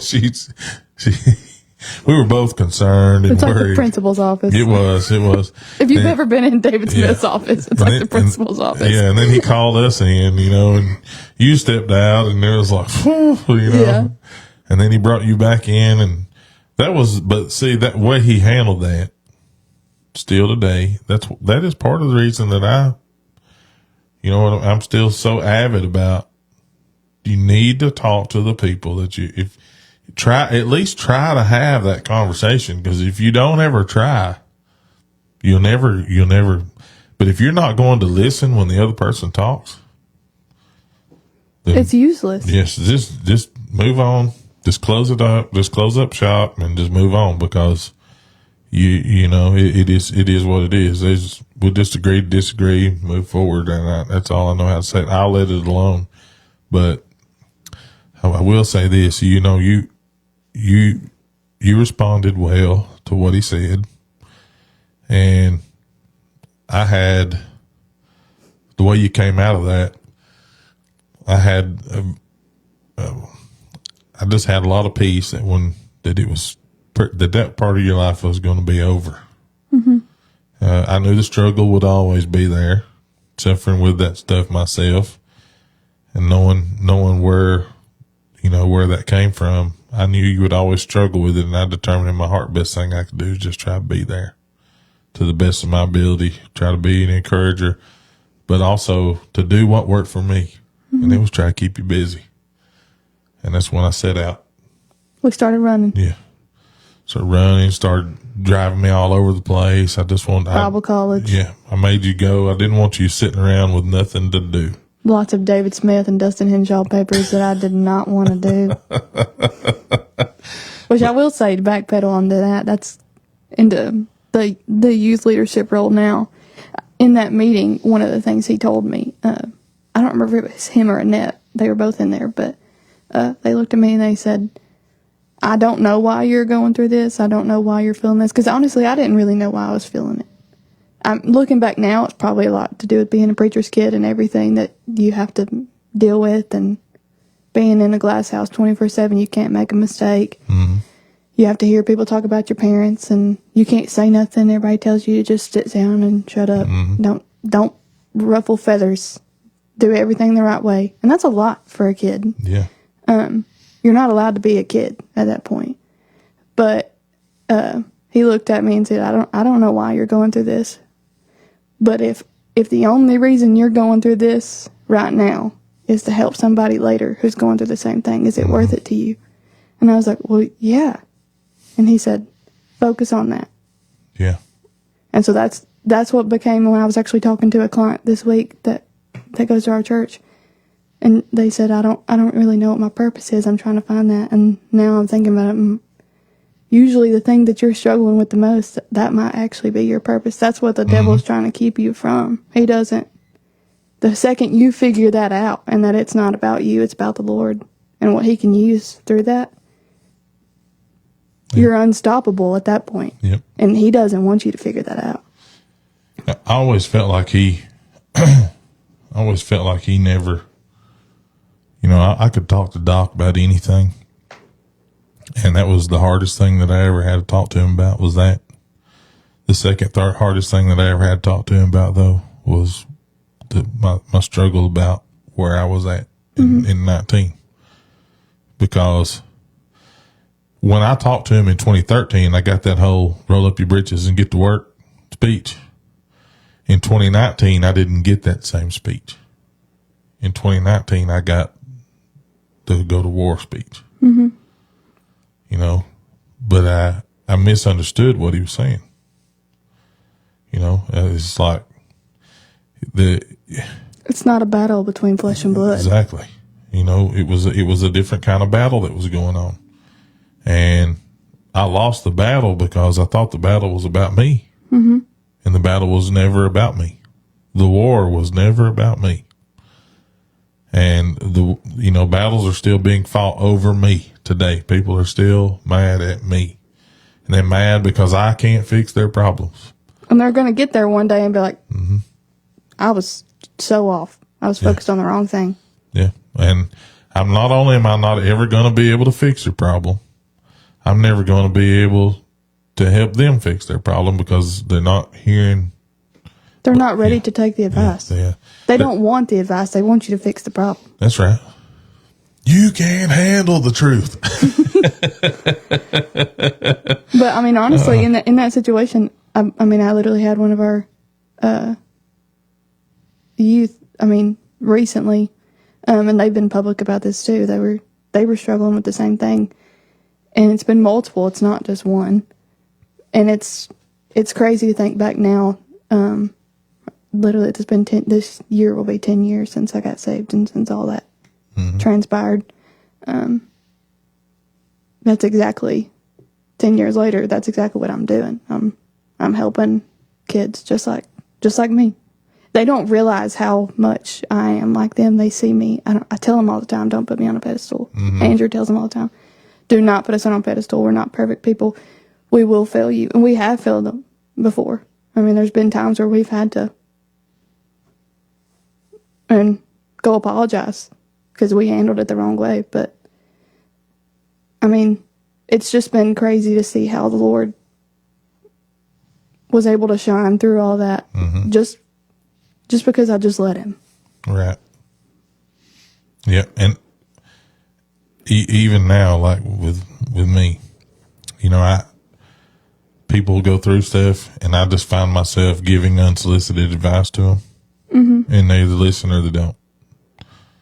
You know, I know you didn't ask for this, but I'm just telling you.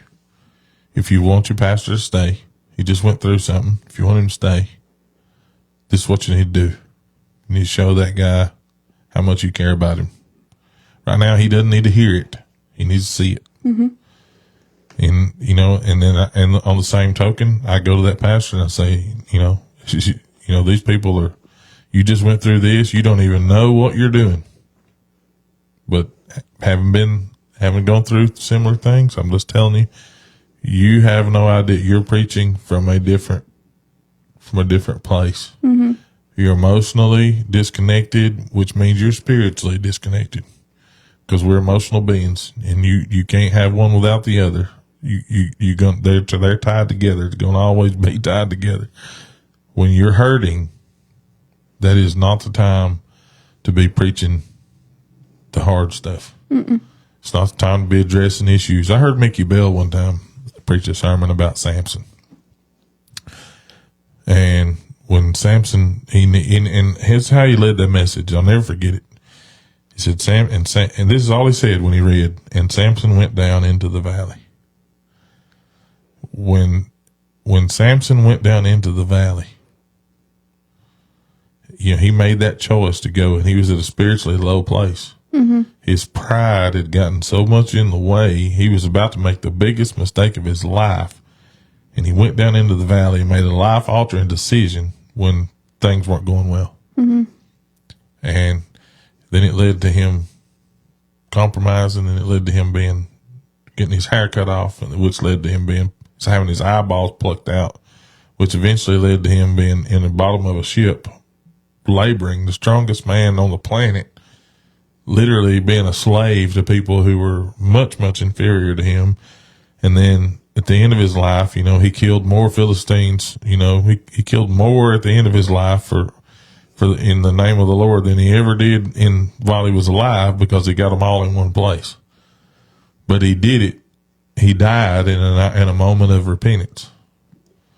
And that moment of repentance was his great moment of strength, when he humbled himself before God. And then he realized that he didn't have to be humble before people anymore. You know, it's not about me being. When I say stuff like what I'm a passionate person by nature. I take what I do very seriously.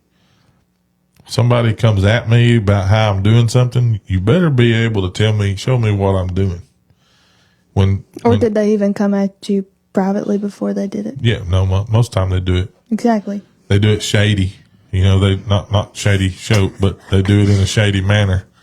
You know, they come after me in roundabout ways, underhanded, sleight of hand, side eyes, and keyboard warriors. Reaction. You know, yes, they're trying to get it.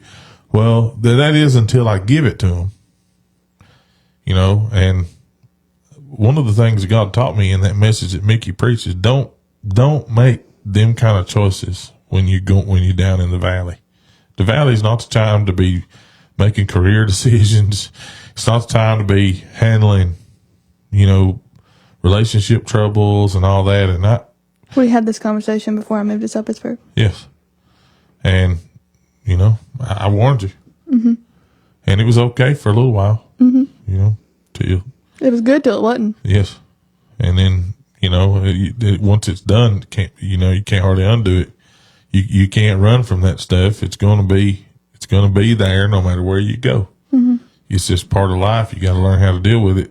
I think, you know, knowing you the way I knew you, I knew that you weren't going to ever be combative at that point in your life. You weren't going to be combative.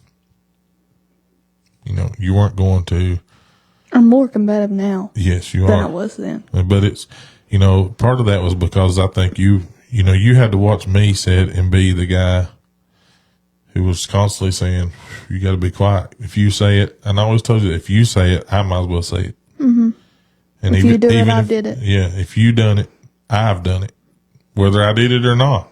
Whether I said it or not. Whether I believe it or not. If you spit it out, same as me saying it. And it wasn't really, I mean, you were telling me those things, but it wasn't because you were putting that pressure on me. It was other people putting that pressure. Yeah. It wasn't you. Mm-hmm. Yep. I remember that. I also remember you sitting in there. Austin was there too. I just wish you weren't even in the ministry. I wish we didn't even have to do this. Mm-hmm. And, you know, that was so heartbreaking. Those are the moments that people don't see. You know, that they're not there. Their kids ain't telling them that. Mm-hmm. They're downstairs crying in the bedroom with the door shut, and you have no idea. Yeah, and you know, I'm up there having to listen to that, knowing that all I got to do is walk across the parking lot and say I quit, and it can all be over. What I had to do though, I had to try to explain it to you is why I can't quit, and then tell you why you can't quit and tell you why I need your help, you know, that brings me to another point. Is that something that I always try to do with you is bring you along. Mm-hmm. And you didn't like it. You hated that ride, but I always try to bring you along because the only way you were ever going to understand was to see it. Mm-hmm. And, you know, whether you like it or not, that's where you learn. That's where the reason you stay the course today ain't because you learned something from the Bible. It's because you learned something in life. Mm-hmm. I really do be dragging you along and making you suffer through it with me. I think you eventually it resonated with you. You saw the only way to truly make a difference is to stand in salvation never would have been earned. Mm-hmm. For us, if Jesus hadn't stayed on the cross. Mm-hmm. You gotta endure till it's over, and when it's over, that's when the rescue, that's when reconciliation happens. That's when redemption happens after the crucifixion. If we didn't know suffering, we wouldn't know peace. Exactly. You know, that's why I refuse to crucify people publicly. And I choose to handle that stuff privately if at all possible, because I can't make a difference if I'm dragging you, you know, if I'm nailing you to a board. Mm-hmm. If I'm gonna sew a scar today in you, I can't help you. You're not hearing anything I got to say. No. You know, if I'm being mean, it's like whenever I was a kid. Mm-hmm. You would chase me around the house to give me whoopings, but the worst things you ever did was tell me you were disappointed in me. Well, and I mean, that would get me the worst. Well, I'm glad we're good bean breaking material there, Terry. I appreciate that. Walking away from the fire that is before you will be worse than walking through the fire with you. And that's exactly true, you know. I don't know how many times I had to chase you around the parking lot at Pine Grove when we were up there. You know, you get so frustrated at me. And while I was hunting you, I was laughing because it was comical to me.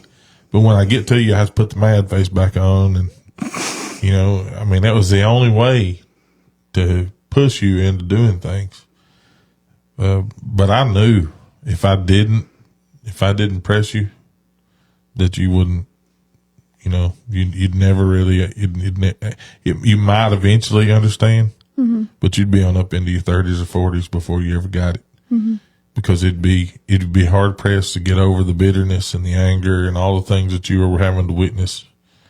You know, if you didn't see me just, you know, embrace the suck and stand up and just keep hammering and pressing on, you know, I knew if I ever quit, you know, that I would, you know, I didn't know that you would ever follow. So the day that I resigned, you know, I resigned to Pine Grove, and I've told this publicly. You know, we were going through stuff, but I had just lost my mom. I'd had major surgery. You were going through things, and I felt like the only way at that point, the only good decision I could make was to get you out. That's all I was thinking about, was getting you out. And so I did that. I tried whatever I had to do to try to get you out of that to the best of my ability. We did what we could control. But the next time you got yourself out, and I couldn't get out. But the day that I finally said, okay, that's it, I'm done. I remember coming home feeling like the weight of the world was off my shoulders, at the same time feeling like, you know, I'm pretty well useless. The Lord will never, this is over. I might as well just, so I made the call, the call of shame, called Doc, said, Dustin, I'm coming out there. I'm never going, I don't want no titles. I don't want no position. I'm just going to come and say it. I ain't doing nothing. Don't ask me to do nothing. If you need help, I'll help you because I'm your friend and I love you, but don't ask me to serve. I don't like people no more. I don't want to be around this crap anymore. If I could just get out of even going to church, I wouldn't even go to church. You know, I felt that way. I was so bitter. And, you know, and we loved to have you home when we were there. Oh, I know. And I mean, I sent y'all there when I was just like, I just wanted y'all to go somewhere. But, you know, all of that could have been avoided if I would have just heard from the Lord, if I would have just stayed put. You know what I mean? If I would have just sucked it up a little bit longer and pushed through my grief up there, that probably would have lasted until 2021. Because I felt like I knew there was a day coming where I was eventually going to have to move. But I really enjoyed it, you know, for the most part. I just didn't enjoy the stuff that was happening. But if I would have had a sane mind, if I wouldn't have been having to go through so much grief and hurt, you know, that was a tough 4 years. A lot of people don't have any idea how many people we lost or I've lost, you know, just in a 4-year time span. There was I lost a bunch of family members, two of my best friends. It was just, I was going through so much mentally. And then when you started going through it, I was broke. I just broke and I couldn't think straight anymore. And so I made the only decision I felt like I could make. And, you know, but that also started something else out in my mind. And that's where I did realize, you know, a little bit into it that, okay, I probably left too soon, but it's over now. I can't go back and undo it. Can't do it over again. There's no redo. So now I got to make the best out of where I'm at. And so I started reinvesting into that work. And boy, saw a lot of good things happen too. 2018 up until 2023, 2018 was the best year of ministry my whole life. I'd never seen anything like it. I mean, just boom, you know, we reconnected with some people and God brought some people back into our lives. And then the following year, it was one of the worst years of ministry. And I'm like, man, it was up and down and up and down and up and down. But when it was all over and it was done, and then God said, do this. Ooh. Then that's when I realized, I discovered that this was the hardest thing that I ever had to do. Now I've enjoyed this more. I'm happy now, but boy, this has been hard. Nobody really knows how hard. No. I mean, us and Mom are really the only ones who know how hard it is for you. Yeah, it's been possibly the hardest thing that I ever did in my whole life. I don't know you know, I'm sitting here thinking about it going, man, how did I survive? We were all wondering the same thing. You know, I don't know. Caitlin still grieves so hard. And Miss Caitlin, I saw your comment, and I promise you, I'm not all that great. Natalie builds me up a whole lot, but I ain't all that great. I made a ton of mistakes, but I always had a rule. You know, don't ever be afraid to apologize when you're wrong. Mm-hmm. When I screwed up, I'd go down there and say, I'm sorry. I didn't like it, but I did it. I felt that was important to me that you heard me say, you know, I overreacted. I should have. You did that a lot whenever we were growing up. Yeah, if you ever overreacted with discipline or whatever. Mm-hmm. You always apologize. I hated it because you know, having some time to think about it. And now I'm at a place, the older I get, the less reactive. Well, a lot of it was the way you were raised. Not that it was bad. That's just how you were raised. But just because it's how you're raised doesn't mean that's how you have to raise someone else. Exactly. Everybody does better than what they had before. And I think probably from the time you were born to the time you graduated high school, my method of doing things vastly changed. Oh yeah. I mostly challenged you a lot. Yeah, I was like, that's not actually in the Bible, Dad. Yeah, well, you know. And you're like, oh yeah, it is. I was like, no, it's not. I read it. It's not in there. Well. But then that's what we started getting discussions, and we were both like, that's not in there. Yeah. That's a preference. Yeah. And when we stuck to. And I started that whole preference kick when we went to Pine Grove. I know a lot of people don't really realize that, but that's when my big change. When you took me to that Carrie Job concert. Yeah. It changed everything. Well, it changed everything for you. Precious was wrong. Didn't change everything Contemporary for me. music isn't all bad. Well, you know, I had experienced it before that. Mm-hmm. You know, and it's just that the particular group of people that was in front of me to minister to was not ready to hear that yet. They weren't ready to receive it. Mm-mm. But I, at Shiloh, had been to the YAC. Mm-hmm. It was when Casting Crowns. That's when me and Austin, you know, they started crushing. Yeah. And so, you know, I carried, you guys were y'all were even too little. We were too young to go at that point. Yeah. Yeah. And I went as a chaperone. I'll never forget it. But, Casting Crowns was just beginning, and I didn't know who they were. Mm-hmm. Building 429 had a song called "Glory Defined." That's how long ago that was. It was like number one on the charts. Oh my gosh! They were the headliner. Casting Crowns was the worship band, and Building 429 was the headliner of that event. And they came. It's so funny. They were both there the night I got saved.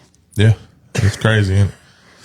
Well, you know, and I was there, and I was like, man, look at all of these kids. And, you know, it was like 1,400 people got saved that night. Tony Nolan, I'll never forget it. He preached a message about John 10, and 10, the thief cometh not but to kill, steal, and destroy. You know, and I'll never forget it. He was preaching about people being, you know, I call it Mack trucked. You know, they just get trucked over in their life. You know, they're unexpected. They weren't looking for it. And it's just how it happens. You know, you get left for dead. And I'll never forget him preaching the gospel, boy. He laid it out real plain. And he preached hell that night. He preached it as hot as I'd ever heard it. And 1,400 something people got saved that night. And then I made my mind up at that point. I was like, I have got to do something different. I started working on myself, trying to figure out, okay, what is it I actually believe? Which led me down a rabbit hole. Down a big rabbit hole. You know, that's when I went from Southern Baptist to Pentecostal, Assembly of God, to Church of God, to Apostolic Holiness, back to Independent Baptist, Free Will Baptist. Man, I decided I'm going out. I'm going to find out everything I can find out about every single one of them. Congregational Methodist, United. I was going anywhere and everywhere there was a church meeting going on. I was going. Brought me all the way back to where I am today. But I will never forget in 2012 when so soon after we started, at Pine Grove, that's when Dr. Craig Edwards and myself started kind of conversating. I knew who he was. He had no idea who I was, but we started conversating over Facebook. And he was the first person that I understood what they were saying and the way they were saying it. It started to make sense. And I was like, okay, preferences Over precepts. have been over precepts long enough. It's time that precepts start to define my ministry. And that's where Jesus being my only example and the Bible being my only standard started to come into play. You can challenge me about a lot of things. I'll get real passionate about that in a hurry. Well, you know that, and everybody else does too. Preach likes rabbit hole. Shut up, Greg. So, man, we've been on here 2 hours already. Lord have mercy. We're going to have to do it again. Rerun. We'll see. Rerun. All right. Let me get through these. I'm going to shut up. You wear a lot of hats.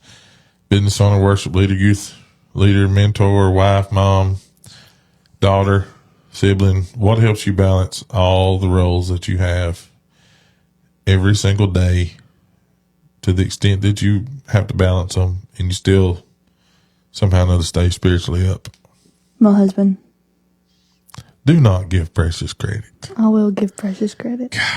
I'll give him credit where it's due. I guess I love him a little bit more than I thought I did. I tell the kids this all the time. I'm like, you told me this whenever. This is what changed my perspective, which people think I'm crazy for getting married at 18. And I was. But it's because my perspective changed at a younger age, where it was, you're not dating to just date. You're at this point, because I was going through a lot at that point, and you're like, Natalie, you're setting yourself up for heartbreak. And I'm like, shut up, Dad. No, I'm not. And you're like, well, if you're going to date him, two things are going to happen. What two things are going to happen? And I was like, I don't know.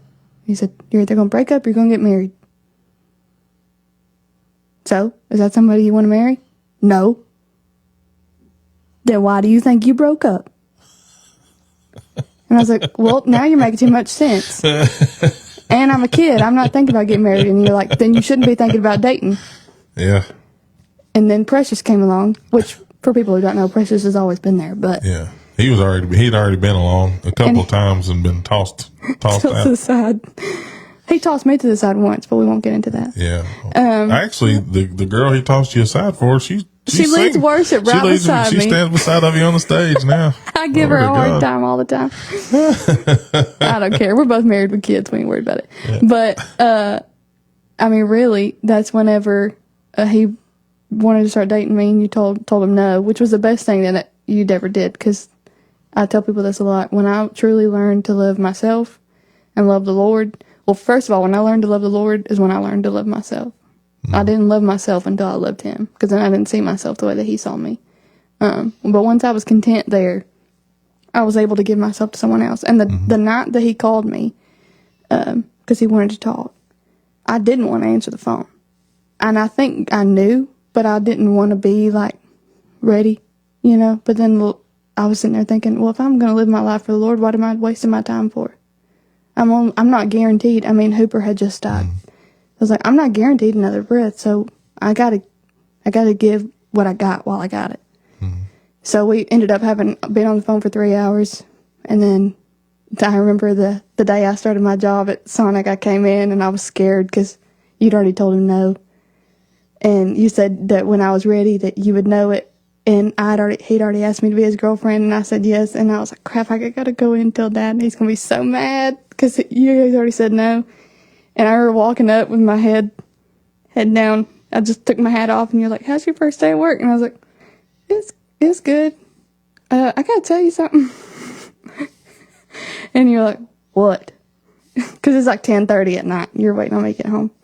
It's like, so me and Austin are starting to date. You said, you are? And I was like, yeah, I mean, if that's okay. And you said, well, it's about time. Yeah. And I meant that, and too. We've been together ever since. I meant that. And, I know it was rough for him, really. But I knew by me telling him no, that if his feelings for you was real, then, and I tried to explain that to him. When I said no, I didn't just say no. Yeah. I said no. He was hurt, but Yeah. he understood it. But I said, but, you know, you've always been son-in-law. And I want you to be son-in-law. But if you don't listen to me, you're not going to make it to be son-in-law. This will be over in a few months. She's not ready. Now, when she's ready, I won't stand in the way. And I've treated my word about that. When she's ready, because I want you to be part of the family. That's what I selfishly want. But I know that if you don't do what I'm telling, I know her better than you do. And if you don't do what I'm telling you right now, you'll never make it. And I knew that. I was trying my best to express it to him that didn't have anything to do with him. And I hope someday he does that for Naomi. Yeah, which that's what I tell her. I'm like, he is the glue that holds me together other than the Lord. If it wasn't for him, I'd probably fall apart most of the time. Like right now, he's at home with the kids while I'm doing this. He came home early from work today while I worked so he could watch the kids. I mean, he helps me do everything. He's my biggest supporter. But because of that time in my life where I had to really devote myself to the Lord first before I devoted myself to any man until I was fulfilled by God, I was never going to be fulfilled by him. And I tell him that all the time. I'm like, obviously, I love Austin to my dying breath. I'll never not love him. But at the same time, my love for the Lord is not dependent on my husband. If he fails me, God has not failed me just because he failed me. He's a human being just like anybody. I'm all that. If Austin were to die tomorrow, of course I would be devastated. I would don't know how I would breathe. But my relationship with the Lord is not dependent on Austin. I've learned that for many women, but especially Andrea Bryant right now. I mean, her faith in God has not wavered one time. She stood and praised the Lord at his funeral. We talked about it Sunday. She knows exactly where he's at. And she's going to be there soon. So I'm like, at the same time, while I would be devastated, I'm dependent on God and God alone. He has provided every person, and He gives and He takes away. He never promised us that we would never die. That was a guaranteed promise that you are going to die. So I don't know why we all act so shocked and then get mad at him when it happens. And I'm guilty of it. I've done it. I was very upset when Nana died for a long time. I'm like, Lord, she just came to you. I didn't get to see my Nana be like a Nana who loved God. But now I know I'm going to see that. It's not here, but I'm going to see it. So the Lord giveth and the Lord taketh away. If the Lord took away all my money tomorrow, I'd still love the Lord. I might be a little upset, and you're allowed to grieve. He understands grief. But just because you cannot ever put your relationship with him dependent on something he got. If you're doing that, that is your idol. The cross was not enough for you. Amen. Yeah. Well, let me just say this. Take a deep breath.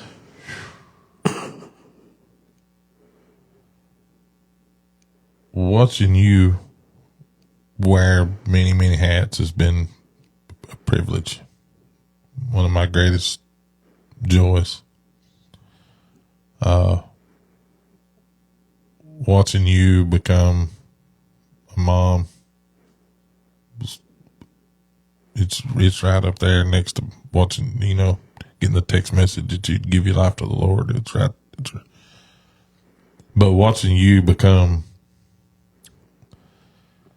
outgrow me spiritually has been. Oh, I haven't done that. Oh yeah. You're there. You're just almost past me. You don't even know it yet. But watching you outgrow me, it's been the greatest moment of my life. Is knowing that not too far in the future here, you're going to be spiritually, you're going to be ahead of me.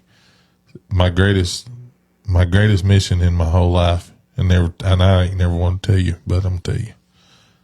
The thing I set out to do with you, once I realized where I was messing up, so after I got saved, it was a process for me trying to figure it out, especially parenting, because I sucked at it. But it was just, you did the best you could. I did the best I could.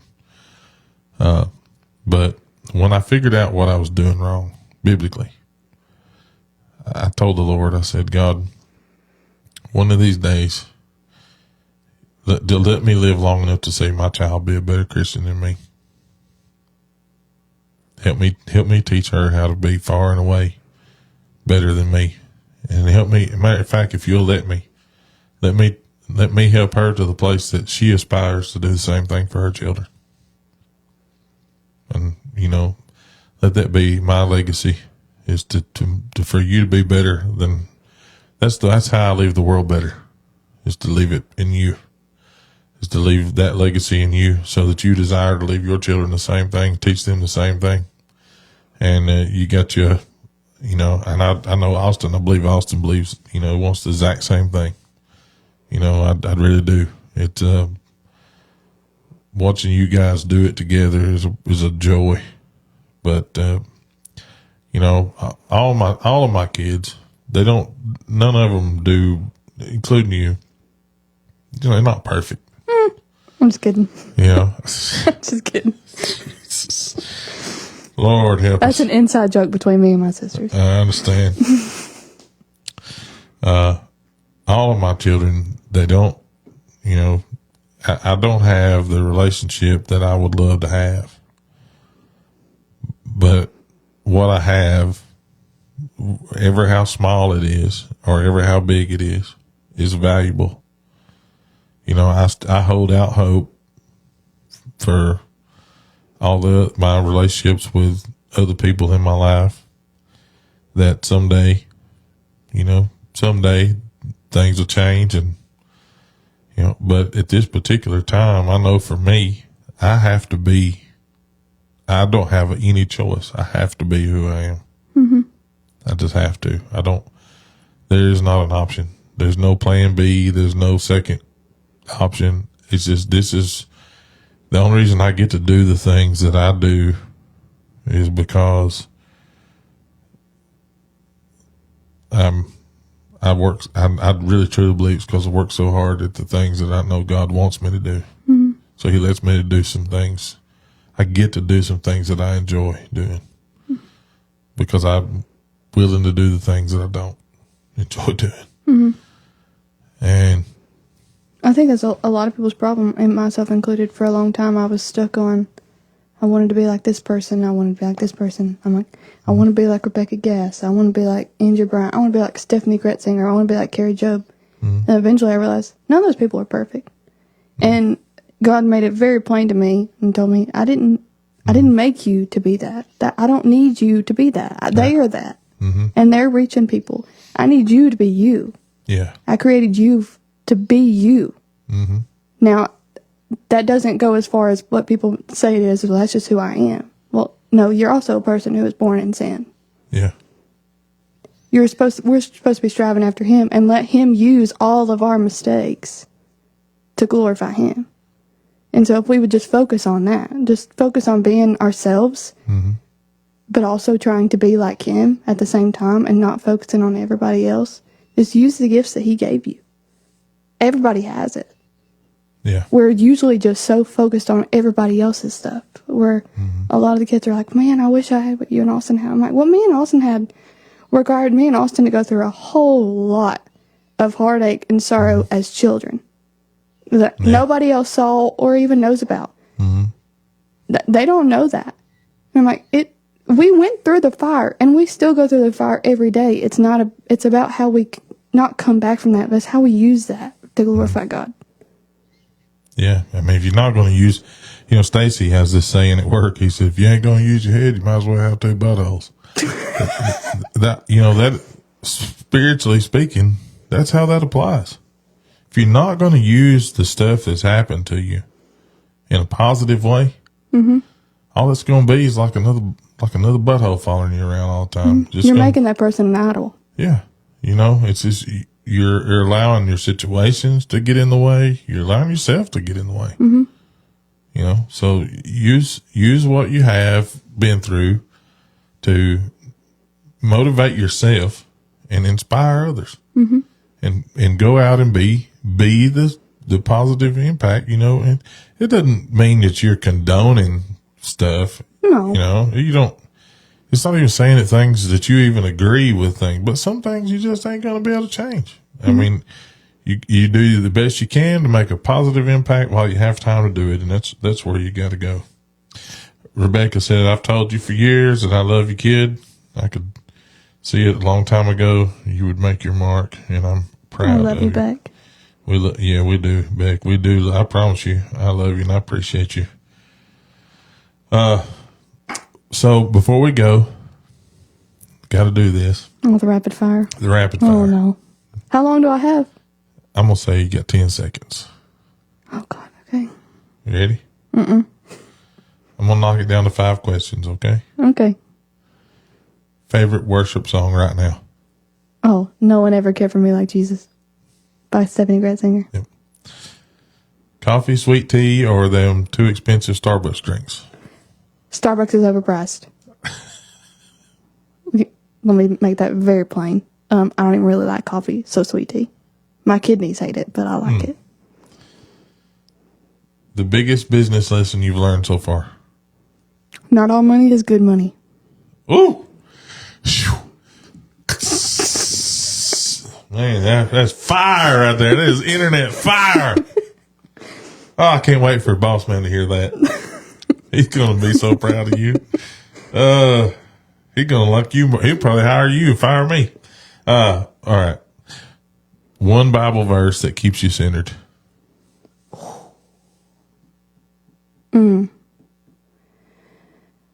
Oh, right now, what comes to mind is I think it's Proverbs 3:5. Trust in the Lord with all your heart and lean not into your own understanding.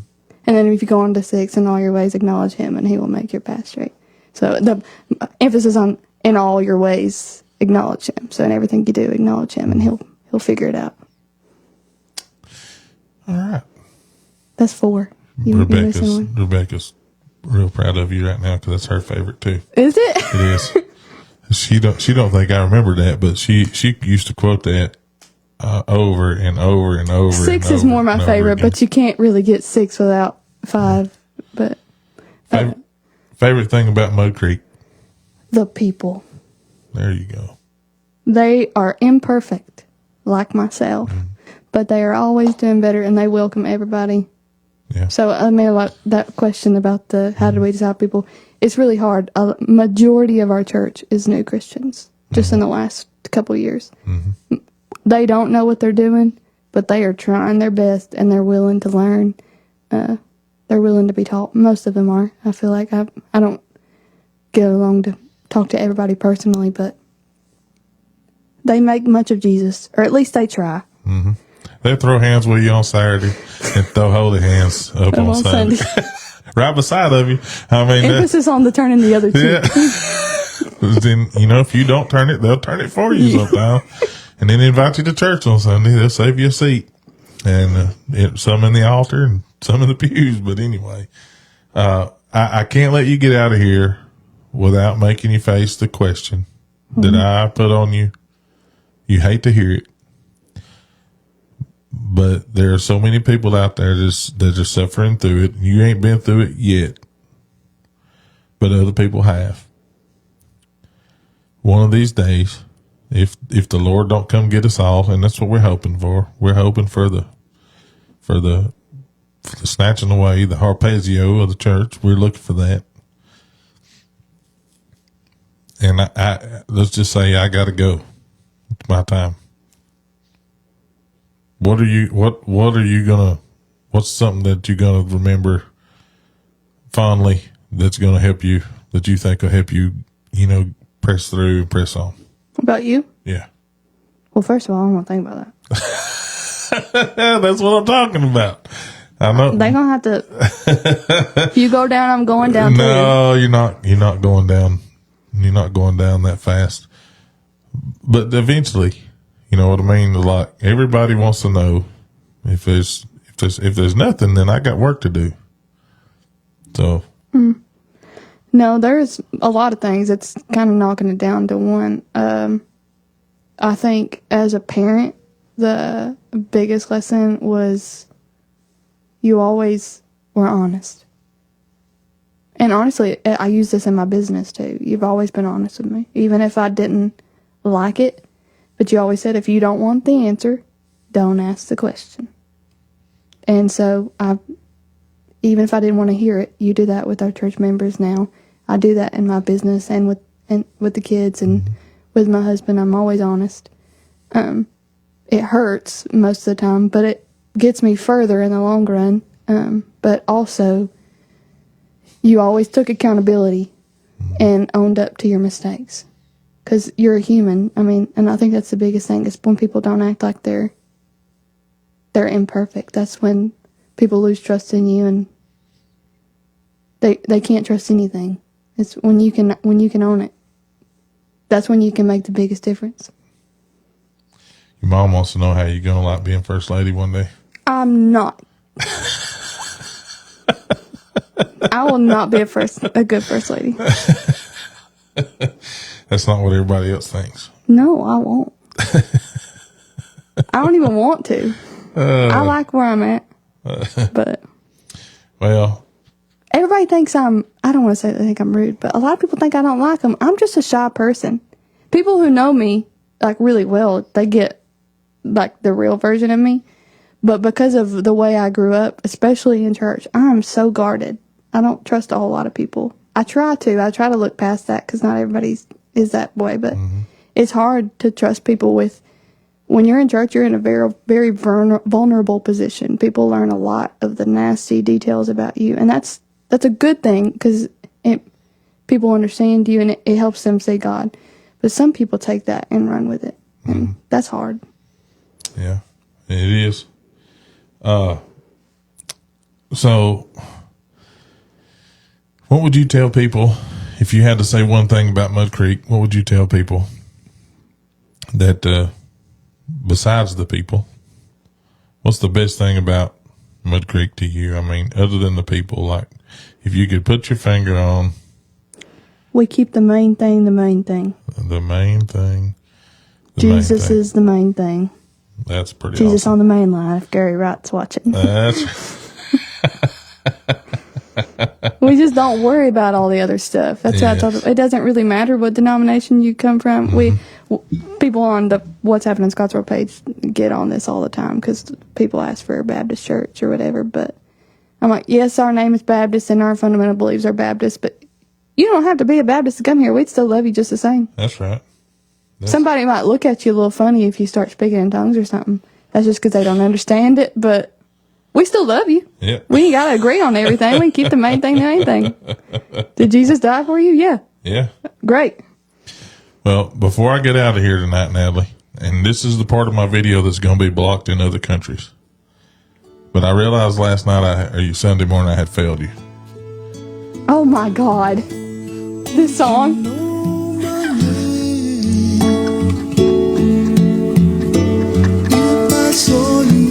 Natalie has never heard this song. This is terrible. No way. If I saw you in heaven,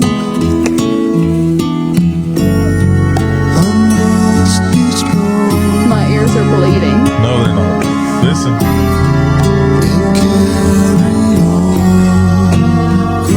cause I know I don't belong here in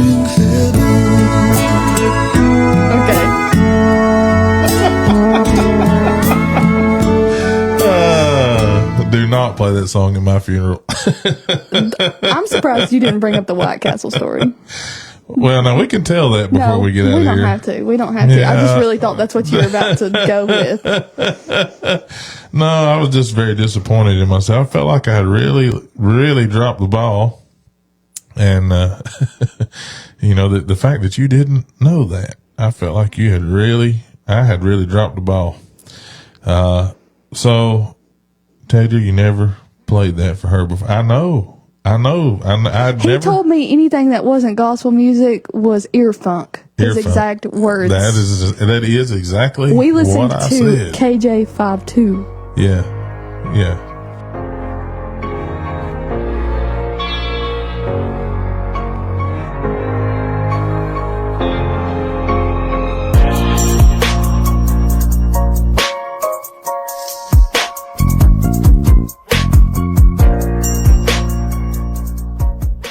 Welcome to the Meet at the Creek podcast, where we talk faith, community, and real life. Listen and watch live on Facebook or catch the replays on my YouTube channel. Meet at the Creek. Real faith, real life, real talk.